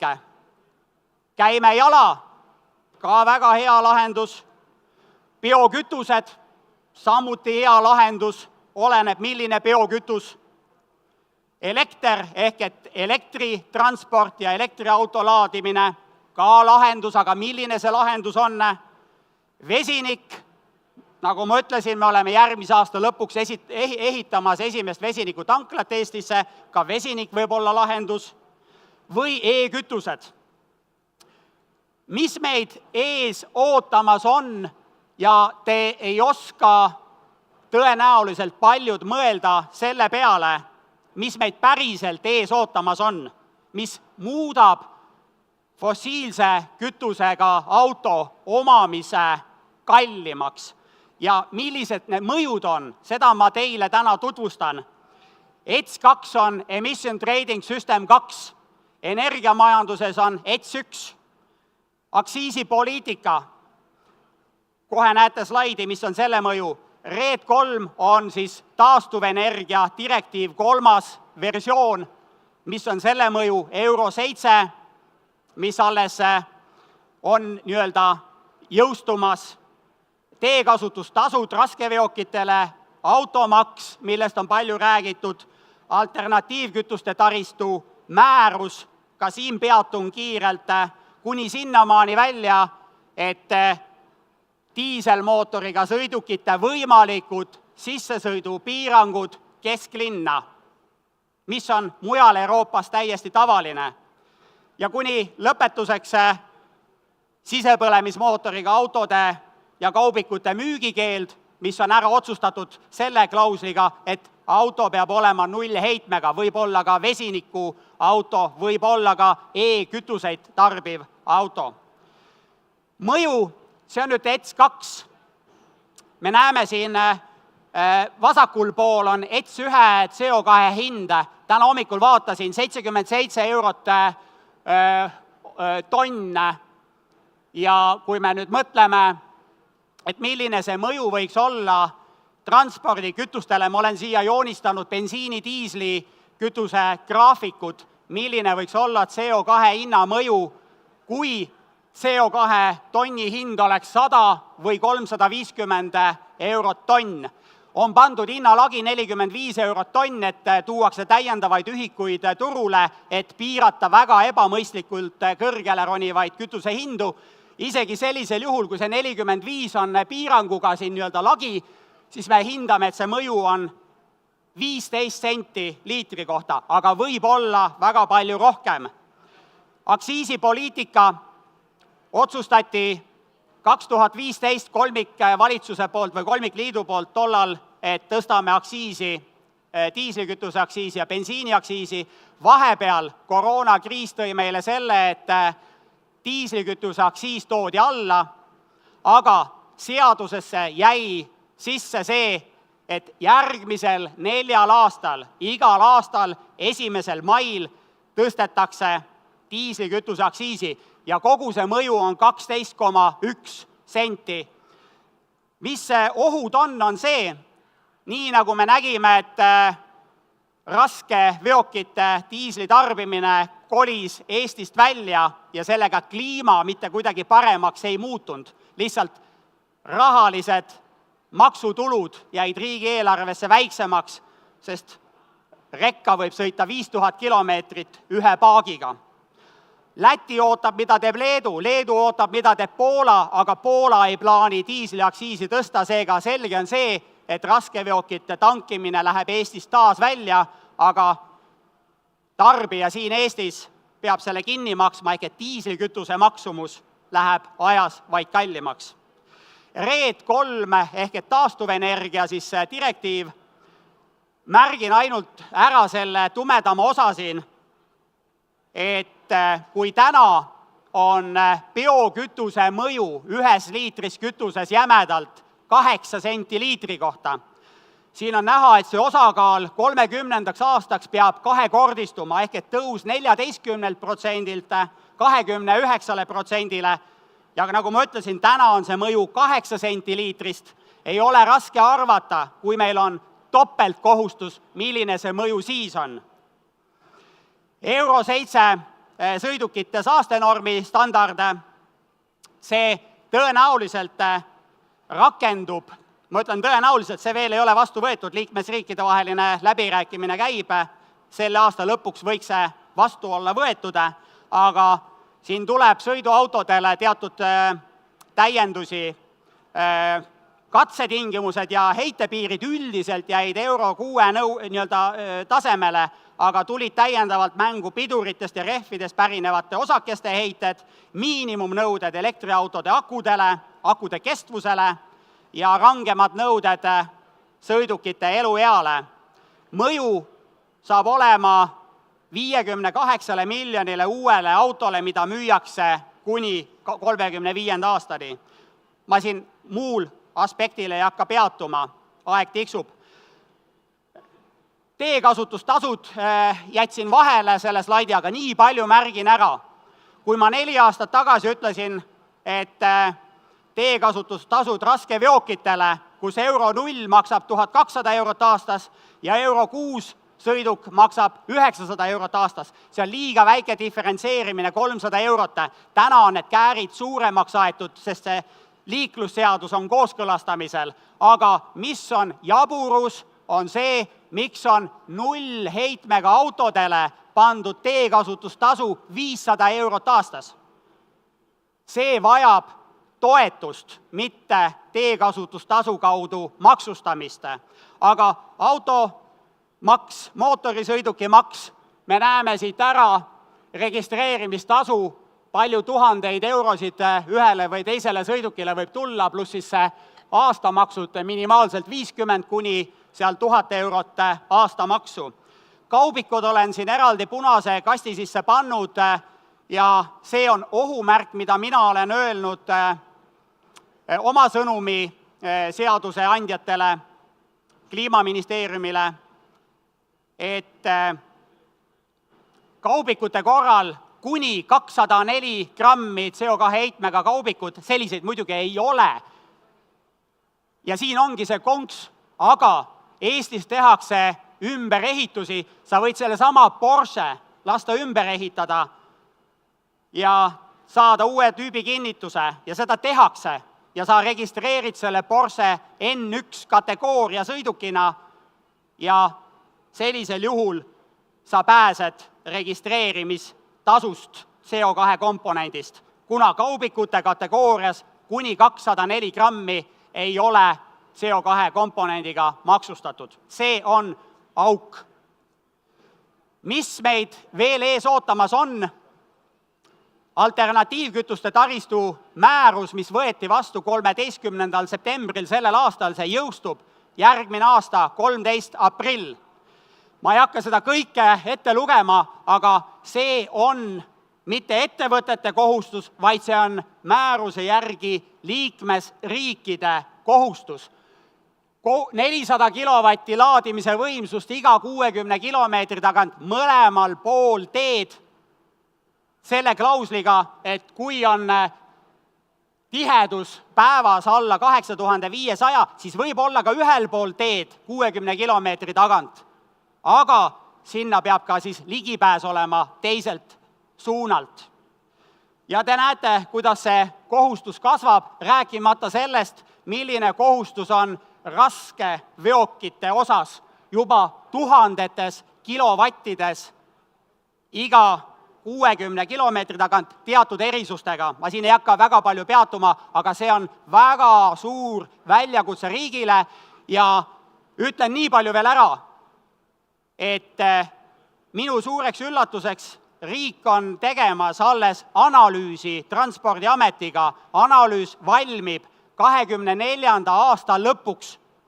25. aasta lõpuks tuleb see taristu välja ehitada, see on riigi kohustus. Me teame, et võrgu väljaehitamine võtab aega 500 päeva.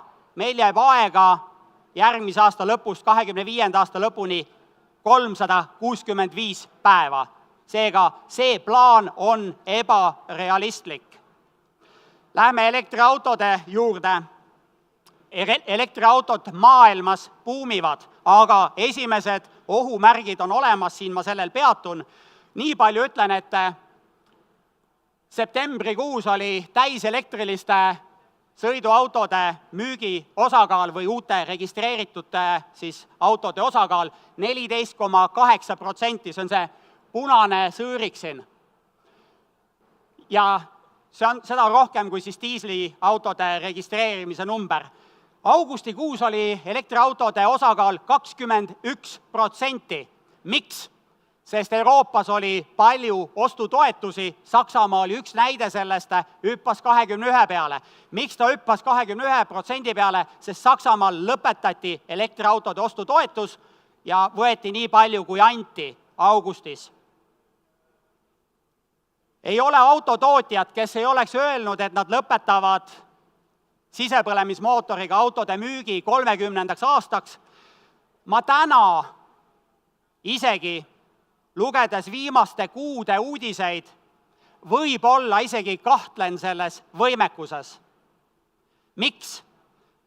Hea näide on Inglismaa, kes alles septembris otsustas, kui muidu oli öeldud, et me Inglismaal lõpetame sisepõlemismootoriga autode müügi 2032 ja seda ambitsiooni suurendati ja kiideti heaks 30. aasta, 2030, siis septembrikuus Inglismaal otsustati lükata edasi seda tähtaega 2035.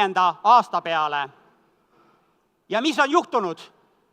Mis on toimumas globaalselt ja ka Euroopas elektriautode müügiga? On esimesed murepilved. Mitte ma ei taha olla halva sõnumi tooja kõikidele elektriauto fännidele, aga tegelikkuses on tõsised probleemid.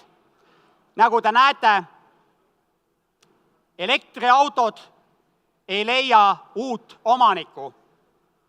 Sellest räägiti augustikuus. Kui muidu oli elektriautode müügiga defitsiit, siis täna on probleem, defitsiidiks on klient, ei ole klienti, kellele müüa elektriautot ja mitte Euroopas, vaid globaalselt. Ja teine hea näitaja, kui aastat alustati, hea näitaja on see varud, mis tehastes on, autode varud, mitmeks päevaks autosid jagub, kui tehas paneb tootmise seisma. Aasta alguses oli see number 54 päeva keskmiselt. Mõni kuu tagasi elektriautode osas oli see number 111. Täna on ta langenud veidi alla 100. Sisepõlemismootoriga autode varu on endiselt 52-58 vahel. Aga lähme siit edasi, ega neid uudiseid on siit veel järjest tulnud 20. oktoobril. Öeldakse, et autotööstus on ülehinnanud elektriautode nõudlust selleks aastaks. 25. oktoober kõlavad hoiatussignaalid, jällegi sama teema, elektriautode nõudlus väheneb. Siin on üks hea Forbeselt üks artikkel, et varajased omaksvõtjad on otsa saanud. Kuni sinnamaani välja, mida ütles Ford, lükati edasi $12 miljardi investeering elektriautode tootmisesse. General Motors taganes mitte ainult oma järgmise aasta eesmärgist, mida vähendati, vaid ka selle aasta eesmärki vähendati 100 000 elektriauto võrra. Volkswagen Grupp tühistas investeeringud $2 miljardit Saksamaa uude elektriautode tehasesse. Läheme siit veel edasi. Sama teema. Tesla ja muud autotootjad vaatavad tõsiselt üle oma investeeringuid elektriautode tootmisesse ja nii edasi ja nii edasi. On ka selliseid positiivsemaid momente, mis siin all Financial Times kirjutab, see on eilne artikkel, üks artikkel ülevalpool, see on see 2. november, ehk et öeldakse nii, tõsi, elektriautode müügi maht, kasv aeglustub. Kas see, et me sellel aastal 9 kuuga oleme Euroopas kasvanud 55%, kas see on kehva? See on ju super tulemus. Maailma mastaabis esimese 8 kuuga 49% kasvu. See on super tulemus. Aga prognoose tõmmatakse täna alla. Järgmise aasta globaalseks kasvuks öeldakse, et me oleme järgmisel aastal elektriautode kasvuga platoo peal. Hinnatakse, et see pidu järgmiseks aastaks saab otsa. 10–15% elektriautode müügi kasvu prognoositakse järgmisse aastasse selle aastaga võrreldes ja sellel aastal oleme näinud 55% kasvu 10 kuuga Euroopas. Mõnes riigis Euroopas ka kuni 200%. Aga lähme edasi. Mitte ma ei taha olla kuidagi pessimist, aga ma toon teieni selle, mis on reaalne vaade. Siin on toodud, et kui palju räägitakse sellest, et elektriauto on saastav ja ta on saastavam, mõni ütleb, kui on bensiini-diisliauto tootmine või kogu elu ja tsükli jooksul. See võtab tegelikult ilmekalt kokku. See vasakpoolne on tootmisesse läinud siis energia või materjal, millest autot toodetakse.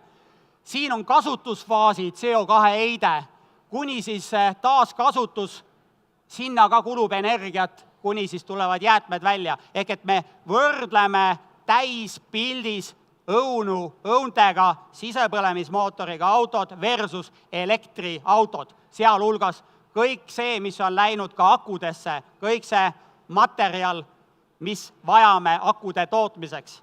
Kõik on arvesse võetud ja tulemus on tegelikult teie ees. Tulemus on selline, siin on toodud Euroopa, USA, Hiina, India ja me näeme, vasakul pool on siis sisepõlemismootoriga tulbad ja paremal pool siin on siis täis elektriautod akudel. Me näeme, et elu ja jooksul on CO2 heitmed elektriautol väiksemad. Ja siin on ka legende, et mis see tähendab elu ja jooksul. Autod elu jaoks on arvestatud 18 aastat, väiksemad autod peaaegu 200 000 kilomeetrit läbisõitu, keskmised autod 243 000 kilomeetrit ja maasturid 270 000 kilomeetrit. Mis toimub Eestis? Eestis buumib päriselt. Eelmise aasta keskmine uute elektriautode registreerimise osakaal oli 3,4%. Me sellel aastal jaanuarist alustasime 3,2%-ga. Me oleme tänaseks oktoobrikuuga jõudnud 8,5%-le. See on muljet avaldav kasv. Me kasvame kiiremini kui Euroopa keskmine, aga me oleme ka 3 aastat maas. Ja kui me vaatame, kuhu me oleme siis jõudnud, me oleme täna jõudnud oktoobrikuuga 5905 elektriautoni. See sinine joon siin presenteerib seda, kuhu me jõuaksime selle kümnendi lõpuks, mida Arenguseire Keskus on siis prognoosinud, et meil on 85 000 elektriautot teedel selle kümnendi lõpuks. Ja see sinine kõver siin presenteerib seda teekonda, me oleme hetkel prognoosiga selle aasta lõpuni, vabandust, see mitte 5905 ei ole siis oktoobri lõpuseisuga, vaid see on siis oktoobri lõpuseisuga prognoos selle aasta lõpuks. Me oleme eesmärgist ees. Eesmärk, et püsida graafikul, on 5524. Aga nagu ma ütlesin, Euroopas ja mitte ainult Euroopas ja kogu maailmas täna elektriautode registreerimise numbrid tõmbavad koomale tagasi, see kasv mitte ei lähe negatiivseks, vaid kasvab edasi, aga hoog raugeb ja prognoositakse, et uuesti hakkab kasvama elektriautode müüginumbrid 2025 kuni 2030. Ma olen teinud väga palju analüüse ja neid ka avaldanud. Ja ma olen siin tegelikult võistlustulle otseselt pannud 18 bensiiniautot versus 18 täpselt samasugust elektriautot. Me võrdleme õuntega, mitte õunupirnidega. 18 versus 18 ja siin on näha, mis on need kriteeriumid. Kuni sinna maani välja, et tihti öeldakse, et ma olen rääkinud, et kui laadida elektriautot kodus, siis see on soodne. aga ma tõin siia järgmisele slaidile ka olukorra, kus elekter maksaks 0,30 avalikus võrgus või kiirlaadijas 0,45. Ja me näeme, mis see tulemus on. Tõstke käed püsti, kes on täna siia tulnud vesinikuautoga? Kedagi ei tõsta, ma tean. Kes on tulnud siia elektriautoga? Tõstke käed püsti. 1, 2, 3, 4. Oli seal ka 4? Ei olnud 4, jah. 4 elektriautoga. Ülejäänud on kõik kas ühistranspordiga või jala või bensiini põletajad. Aga need on need kriteeriumid ja ma küsin siis niipidi. Ega muidugi, kuna meil kantakse ka veebi üle, veebis võivad ka arvata, ma järgmise slaidi peal näitan, et mu küsimus on teile nii. Ma näitan teile järgmisel slaidil omamiskulude võrdlust. Need sama 18 bensiiniautot, mis nende keskmine aasta omamiskulu on, versus see sama 18 täpselt samad mudelit elektriautot. Ja selle sama 15 senti ehk 0,15 eurot kilovatt-tund, selle tingimusega tõstke käed püsti, kes usuvad, et elektriautode, nende 18 elektriauto omamiskulud on väiksemad kui sisepõlemismootoriga täpselt samad mudelid. Ütleme enamus, kui paljud tõstavad käe püsti, et see 0,30 eurot kilovatt-tunni korral on omamiskulud väiksemad. Palju on neid julgeid? 1, 2, pooled, enam-vähem sama, aga 0,45-ga kas ka mõni käsi tõuseb? Vaatame järgi. Tegelikult see on esimest korda, ma näitan seda, ma ei ole seda võrdlust, mul on 80 autot, mis on selles võrdluses.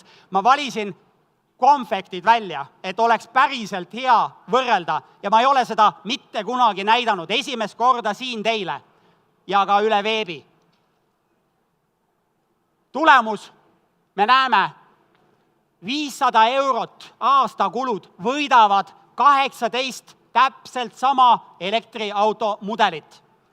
Paneme siia nüüd võrdluse, ma pean pettumust teile valmistama, see 30 sendiga natukene 60 eurot on elektriautode omamiskulud kallimad. Paneme siia ka võrdlusesse selle 45 sendise. Siin on juba 600 eurot kallimad, aga tuletan meelde, paneme siia otsa see 50 eurot, see on see automaks 50 eurot kuni, mis ta oli seal, 600 eurot vist aastas. Ja paneme siin otsa ka selle registreerimise tasu, siis kardinaalselt pilt muutub. Seega elektriauto ka selle avaliku kiirlaadimisega muutub bensiiniautoga võrreldes soodsamaks. Millised autod olid siis võistlustules? Terve trobikond siin. Opel, Peugeot, Renault, Mazda, Hyundai, Volvo. Ja mis on huvitav, vaatame seda Volvo XC40. 9914 bensiin. Kus siin on see? 7818. Seega on autosid, mille omamiskulud elektril on kõrgemad kui bensiinil. On autosid, kus nad on enam-vähem võrdsed. On autosid, kus see vahe on väga tugevalt elektriauto kasuks. Vaatame veel ühte.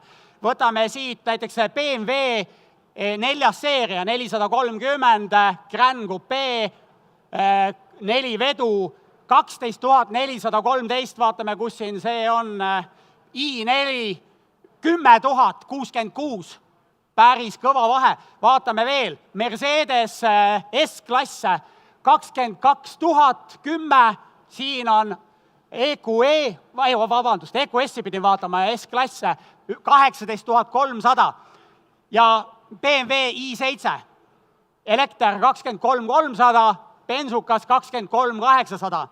Tegelikult leiab, kui otsida, leiab autot, mille omamiskulud täna annavad 2000 eurot aastas soodsama tulemuse. Räägime e-kütustest. Mis on e-kütused? Meil on vaja elektrit, vett, CO2, et toota e-kütuseid. E-kütus on elektrikütus, mis on tavaline nagu toornafta. Lihtsalt ta on elektritoornafta.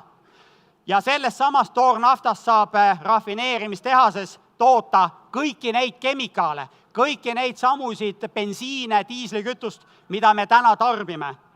Lihtsalt ta on Fischer-Tropši sünteesiprotsessis toodetud, kõigepealt me toodame elektrolüüsi käigus veest vesiniku ja selle vesiniku seome CO2-ga, saame pikad süsivesiniku ahelad, ehk et me toodame täpselt samad bensiini, diislit, nagu me täna tarbime. Ma siin väga pikalt ei peatu, aga mis on selle efektiivsus? Meil on vaja nii vesiniku tootmiseks kui ka e-kütuste tootmiseks rohelist taastuv elektrit, siis ta on roheline. Ja kui me mõtleme, et meil tuul puhub, päike paistab, toodame elektrit, kui palju sellest elektrist jõuab auto ratastesse, ehk et kui palju me sellest toodetud taastuv elektrist kasutame efektiivselt ära, siis me näeme otse akusse elektriauto 77% jõuab ratastesse, vesiniku korral 33%, e-diislikütus 20% ja e-bensiin 16%. Mis ei tähenda seda, et kõik oleks kuidagi hukas. Tegelikult iga kütuseliik sobib kusagile. Me ei võta pikale teekonnale raskeveokiga Euroopasse sõites kaasa suuri akusid. E-kütus on kindlasti teema, vesinik on kindlasti teema, LNG on kindlasti teema. Lennukid, me ei võta akudel elektrit kaasa. E-kütus on teema, seega igale poole, igale transpordivahendile oma kütus. Ja ei saa ka ära unustada biometaani, kuhu meie täna oleme ka panustanud. Tulete meie boksist läbi, räägime täpsemalt, miks on raskeveokite aasta heide, sõltuvalt paljud aastas sõidab, -125 tonni aastas versus see, siin on kaubik, tegelikult on see diiselveok, 102 tonni CO2 aastas. Me sisuliselt, see vahe on 2,2-kordne. Ühe CNG-veokiga hoiame ära 2 diiselveoki CO2 heitmed. Miks see nii on? Tulge läbi, selgitan täpsemalt. Lühidalt öeldes, kas sõnnik, mis läheb põllule, metaan läheb atmosfääri või me võtame selle sealt välja, põletame ära auto mootoris, välja tuleb CO2, lillekene aasal kasvab, vajab jõudu, fotosünteesi käigus võtab CO2-st süsiniku endale, vabastab hapniku, lehmakene aasal kõnnib, vaatab, rohukene kasvab, kõht on tühi, sööb, teisest otsast tuleb koogikene välja, me jälle võtame sellest koogist metaani välja, toimub üks ring. E-mobiilsus, me pakume terviklahendust, laadimine kodus, töökohas, teekonnal, sihtkohas. Meil on üks maailma parimatest laadimislahendustest ja ma võin julgelt ajada enda rinnakummi, öelda, meil on tegelikult maailma parim laadimislahendus. Miks? Ma seda räägin teile. Toon ühe hea näite. Kortermaja. Ja seal on, see võib olla kontor, see võib olla kortermaja. Mingi hunnik laadijaid on paigaldatud. Täna käib kõik see arvestus kuu keskmise baasilt. Sa oled elektriauto omanik, vaatad, öösel on 0 hind. Maja paneb sulle kuu keskmise tariifi edasi. Mõtled, miks ma peaksin 0 hinnaga laadima? Ma lähen järgmine päev, koju hind on 4000 eurot megavatt-tund, ma koputan sellele Juulile, Mallele ukse peale, teen isegi pildi, et ma panin praegult laadima, hind on 4000 eurot mega. Sina Juuli Maali maksad selle kinni, mida mina praegult laen. See on see, mida täna turul pakutakse. Meil on hoopis teine, palju parem lahendus, mille alusel käib elektriarveldamine büroodes, kortermajades. Täna käib mingisuguste raportite saatmine. Keegi saadab, kuskilt automaatselt liigub, kuskile tõmmatakse sisse, jagatakse laiali. Kui see kontorijoone on meie elektrilepingus, me pakume lahendust, kus kõik on automaatne. Küsimus on, millise kuu keskmise tariifi alusel siis täna seda arveldatakse, aga nii see ongi. Nagu ma ennem ütlesin, kui on laadimise ajal börsihind 1000 eurot megavatt-tund, laadija kasutajal on jumala ükskõik. Käin, koputan, räägin selle maja halluriga, palun lahendage probleem, pakkuge mulle tunnipõhist arveldust. Ja ma panengi 4000 euroga megavatt-tund laadima. Vaatan, öösel on miinushind, keegi välja ei tee ja koputangi Juulile Maalile ukse peale, ehk et sisuliselt, kui ikkagi, mitte et Juuli Maali ei ole nüüd see otsene võrdlus, aga kui kass teeb nurka, siis sa võtad sellel kassil kratist kinni, näitad, mis ta tegi. Nii on ka siin. Ma Juulile Maalile lähen näitan, ma panin auto laadima 4000 euroga megavatt-tund. Kuni lõpuks saadakse aru, et siin on vaja kasvõi, kui turg läheb 15-minutilise arvestuse peale, kasvõi arveldame 15 minuti kaupa. Ka töötajad ja vaatamegi seda näidet, mida me pakume. Sisuliselt Alexela arveldab laadijast tarbitud elektri selle rentnikuga või korteri omanikuga. Tarbisid 1000 megavatt-tundi, selge, hoone on meie elektrilepingus, me teame, mis ta elektritariif on, teeme ühisarve, võrgutariif on ka meile teada, arveldame, me pakume automaatset lahendust. Meie huvi ei ole müüa laadijat, me pakume normaalset, mida tarbijad igatsevad, normaalset laadimislahendust. Ja me kompenseerime sellele hooneomanikule või on ta kontor või on ta kortermaja, me kompenseerime talle tema elektrikulud. Ja sellest ka veel ei ole vähe. Mis siis, kui kontorisse tuleb, sõber tuleb külla või kontorisse tuleb, töötajad tahavad laadida või tulevad külalised, partnerid. Me arveldame ka nendega laadimise ära ja sellisel juhul me kompenseerime sellele laadija omanikule tema elektrikulud kõik automaatselt. No ja siin on see näide, et kuu keskmine tariif 122 eurot megavatt-tund, see arve on ühe konkurendi elektriarve. Meil on juba võit see, et meil on kahetariifne lähenemine, me näitame ära, mis on öö- ja päevatariif, ehk et juba klient on võidus. No ja siin on see näide, laadisin 0 euroga, maksan 122. Järgmine kord panen 4000 euroga laadima, koputan Juuli Maali uksele, vaata, ma laen, sina maksad kinni. Ja siit edasi ma laadimistaristust väga palju ei räägi, et mis on see ühisosa ja mis on see individuaalne osa. Ehk et meie sõnum on see, kes soovib laadijat, seega maksab. Kui Juuli Maali ei lae, sõidavad ühistranspordiga, nad ei pea ka maksma. Ei pea ka maksma nemad kinni seda, kui sa paned 4000 euroga megavatt-tund oma elektriauto laadima. Me pakume normaalset, maailma parimat laadimislahendust. Ja ma hüppan siit edasi, et on ju võimalik koju valida rumal laadija, millega sa saadki ainult laadida, mitte midagi rohkemat. Tööautot sa sellega kodus laadida ei saa. Meie normaalse laadijaga saad sa kiirlaadijatest 100 euri megasoodustuste.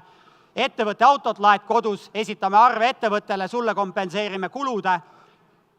Ma siin hüppan edasi. Elektrihinna sõltuv nutilaadimine. Jah, meil täna seda ei ole, aga meie laadijad on selleks valmis. Me tegelisime sel ajal, kui teised tegelisid elektrihinnast sõltuva laadimisega. Me tegelisime teiste muredega, mis tegi meist maailma parima laadimislahenduse pakkuja. Aga see lahendus, mis on elektrihinnast sõltuv laadimine, see ka tuleb õige pea. Kahesuunaline laadimine ehk et V2G, lähed õhtul koju täna nii, et paljud tööandjad võimaldavad motivatsioonipaketi osana sul laadida töö juures oma elektriautot.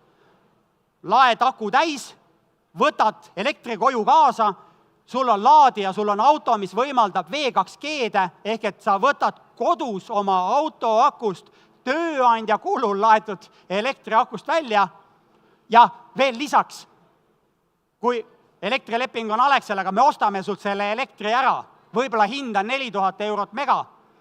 Öösel on hind miinuses, maksame peale, et paneme sul miinushinnaga uuesti akut täise. 24/7 klienditeenindus ja nii edasi, ma siit hüppan edasi. Näitame mõnda lahendust.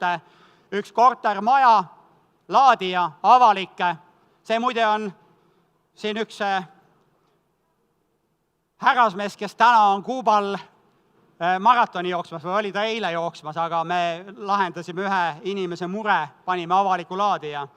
Siin on üks kontorilaadija, 2 otsikuga laadija, 2 eraldi ettevõtet, üks laeb ühest, teine teisest. Kuumaksuga lahendus, keegi ei pea seda investeeringut kinni maksma, kui sa veel 5 aastat oled seal rentnikke. Meie teeme selle investeeringu, sina maksad vaid kuumaksete. Ja nii edasi, siin on üks meie esimesi projekte Valge tänav 18 Lasnamäel, 9 kortermaja, 1 ühistu, kõik laevad, kui nõudlus kasvab, paneme juurde. No ja ma siin väga ei peatu, need on poolkiired või aeglased laadijad, siis on kiirlaadijad ja kokkuvõte. Ma vaatan, et aeg tiksub, kuigi ma pidin tund aega rääkima. Mina vaatan, et mul siin aeg tiksub, mul siin on vist mingisugune vale aeg.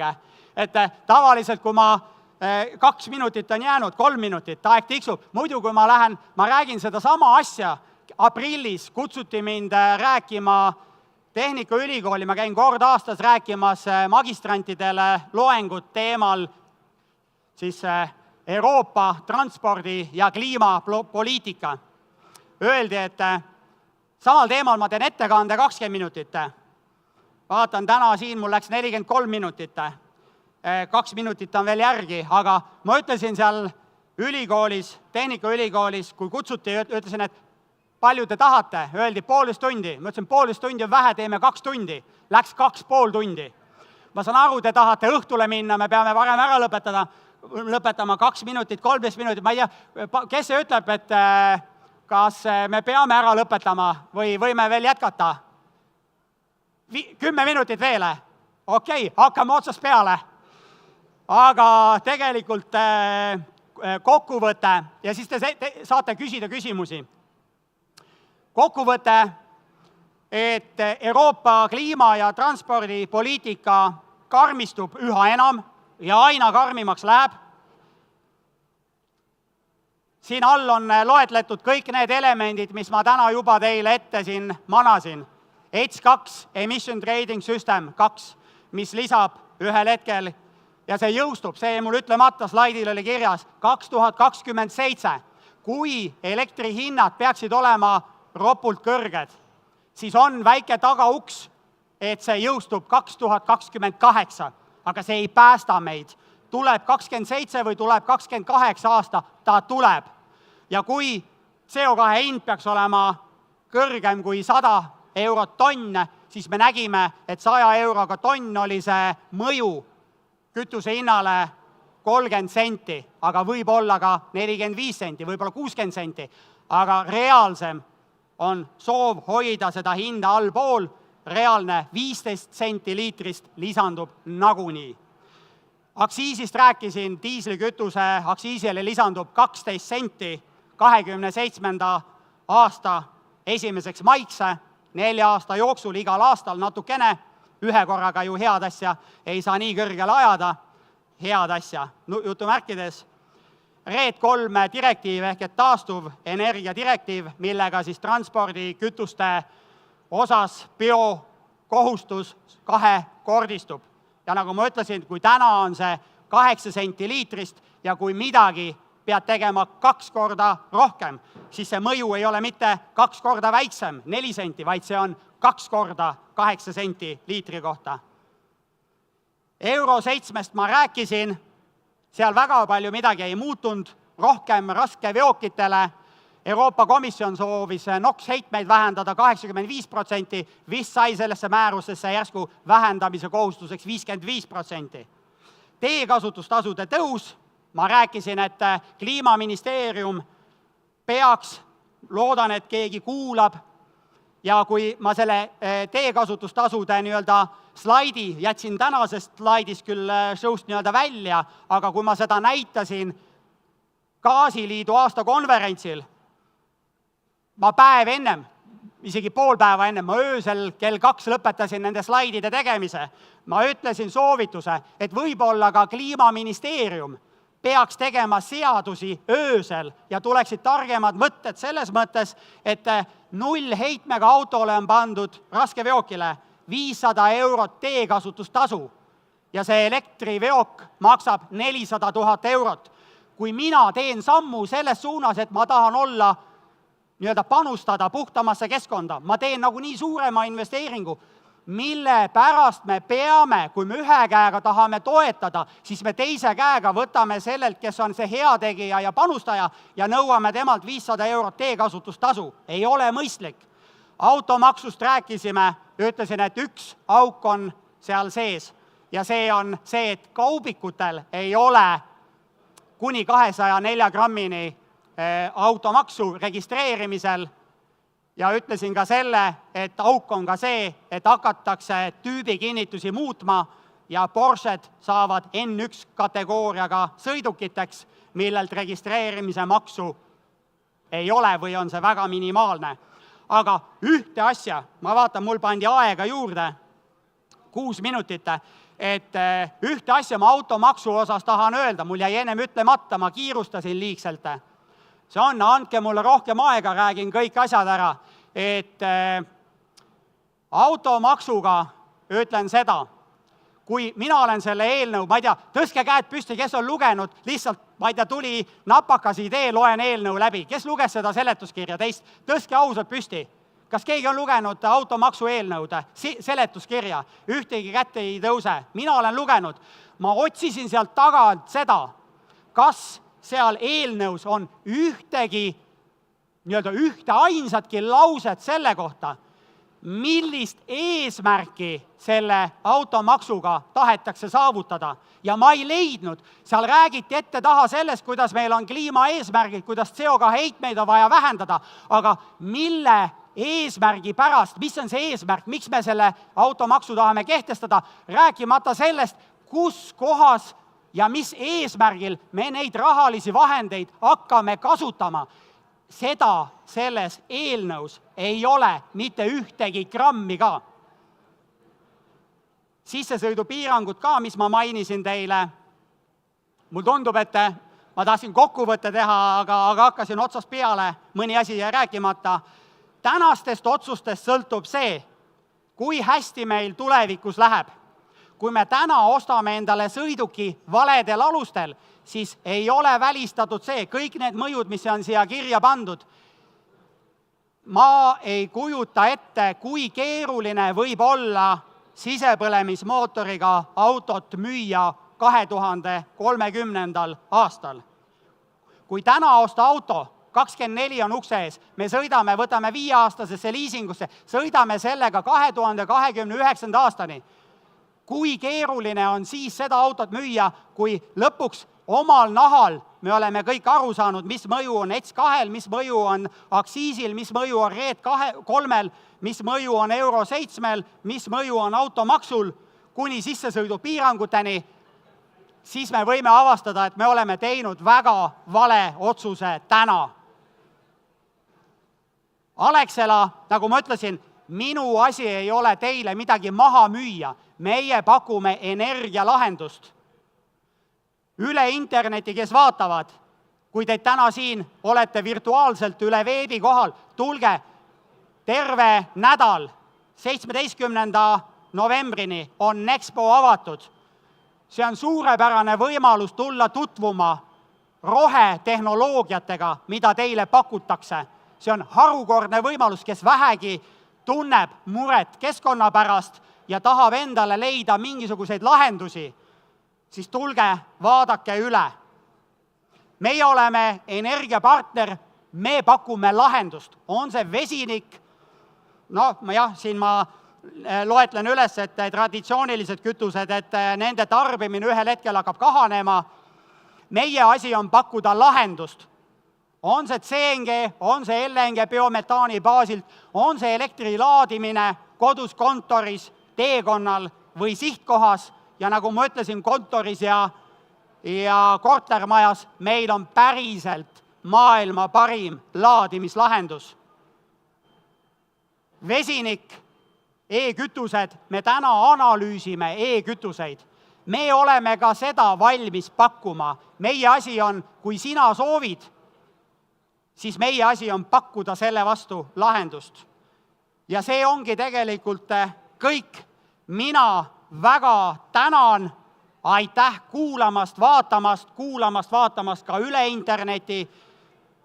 8 minutit on veel järgi, küsige julgelt küsimusi, kui teil küsimusi veel selle pika ettekande jooksul veel järgi on, aga andke minna.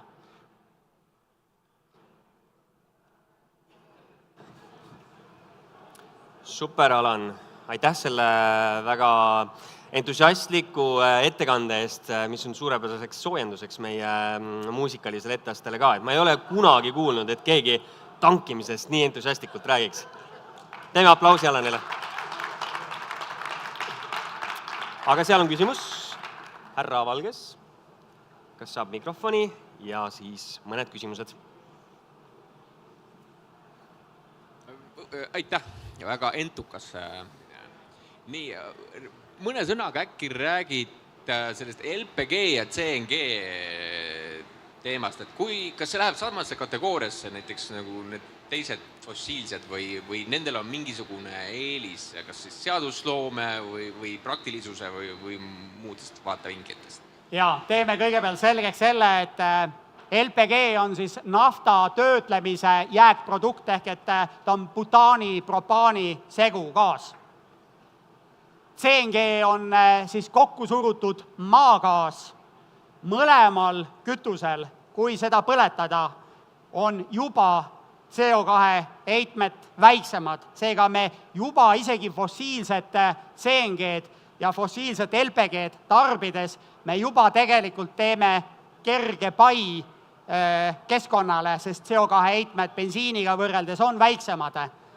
Seega igal juhul CNG ja LNG on keskkonda säästu panustavad kütused, aga meie asi, millega me täna töötame, on see, et see CNG ja ka LNG on siis veeldatud maagaas, CNG on kokku surutud maagaas ja LPG, see on siis see kolmas gaas, see on siis propaani, butaani segu, aga CNG ja LNG-ga, mida me täna müüme, CNG on meil juba täna biometaani baasil, me ise toodame. LNG, sellega me peame vaeva nägema, et ka see võiks olla veeldatud biometaan. Ma eeldan, et ma andsin vastuse küsimusele. Ja, tule läbi. Ja ma usun, et Alan jääb siia ka muusikaliseks etteasteks. Alan lubas, et ta tantsib järgmise muusikalise vahepala ajal nagu hull. Igal juhul, kui on meil küsimus... Järsku on veel küsimusi, et meil on 6 minutit veel aega, siin sai aeg otsa, aga järsku on veel küsimusi, küsige julgelt. Kas on mõni küsimus?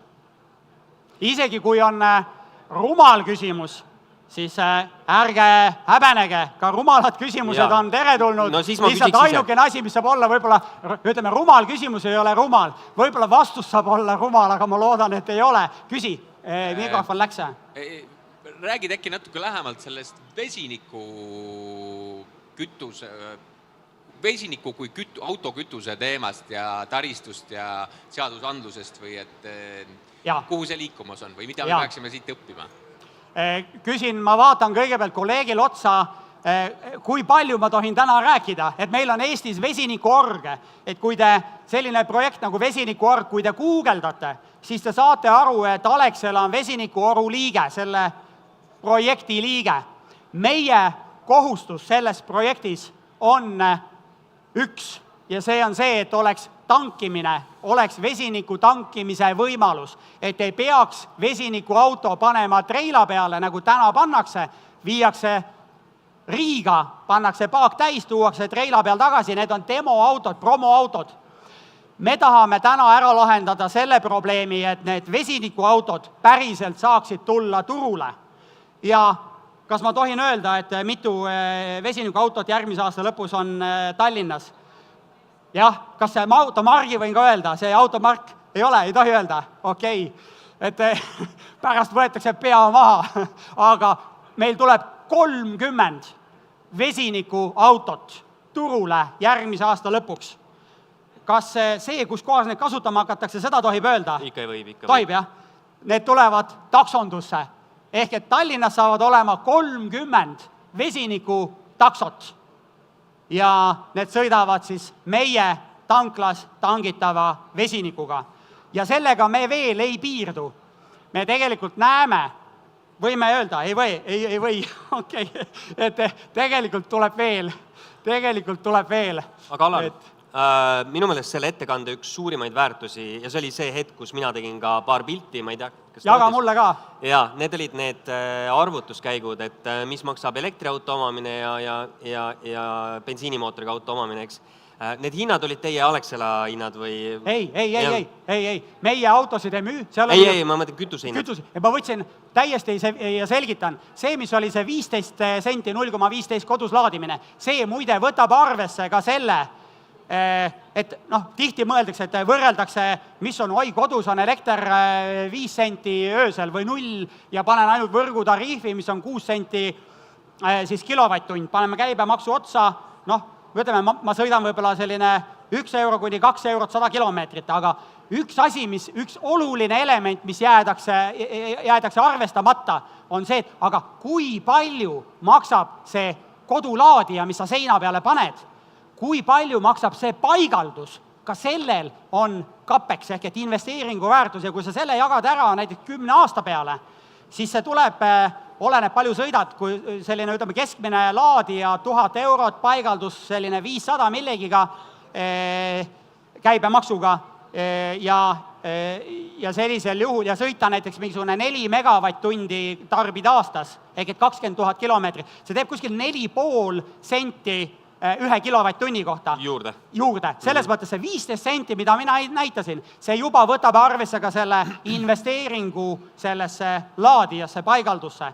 Seega me võrdleme täitsa reaalseid hindasid ja seda siis kütuse hindadega, mis ma näitasin selles tabelis, mis täna tanklates posti otsas on. No nii, ja siis tuleb juurde sinna see vesiniku toitel sõitev auto, et kas see on nagu tulevik või see on pigem selline nagu olevik, millest me ühel hetkel kuidagi mööda lähme või me, ma ei tea, 2030 sõidame kõik vesiniku? Väga raske öelda, vesinikuauto täna maksab, kui te vaatate, kes müüvad, on täitsa hinnakirjas olemas Hyundai'l, on olemas, ma küll hinnakirjas ei tea, aga on olemas ka Honda Clarity, aga ma ei tea, kas Honda lehel on see toodud. Ja ma eeldan, et on ka Toyotal, on see siis Elke või Amserve, ka nende hinnakirjas võiks olla Toyota Mirai ja see Hyundai, mis see Hyundai on, Nexo. Nende hinnad on seal kuskil 70 000 eurot, Toyotal 70 pluss 72 000 eurot, kusagil seal kandis 70 000 ringis, ehk et natukene kallima otsa elektriauto, seega tegelikult hinna poolest täiesti konkurentsivõimeline. Nüüd on küsimus, et mis on siis see vesiniku hind, seda mina täna ei oska öelda. No väga huvitav. Kas kellelgi on veel mõni väga konkreetne lühike küsimus Alanile, mis ei puuduta järgmist programmi osa? Ei ole? Siis suur tänu, Alan. Tuligi tund aega täis. Aitäh. Oled oma raha ära välja teeninud. Aitäh. Suur tänu Alanile. Aga nüüd, nagu ma juba reklaamisin, siis meid ootab ees üks väga mõnus muusikaline õhtupoolik.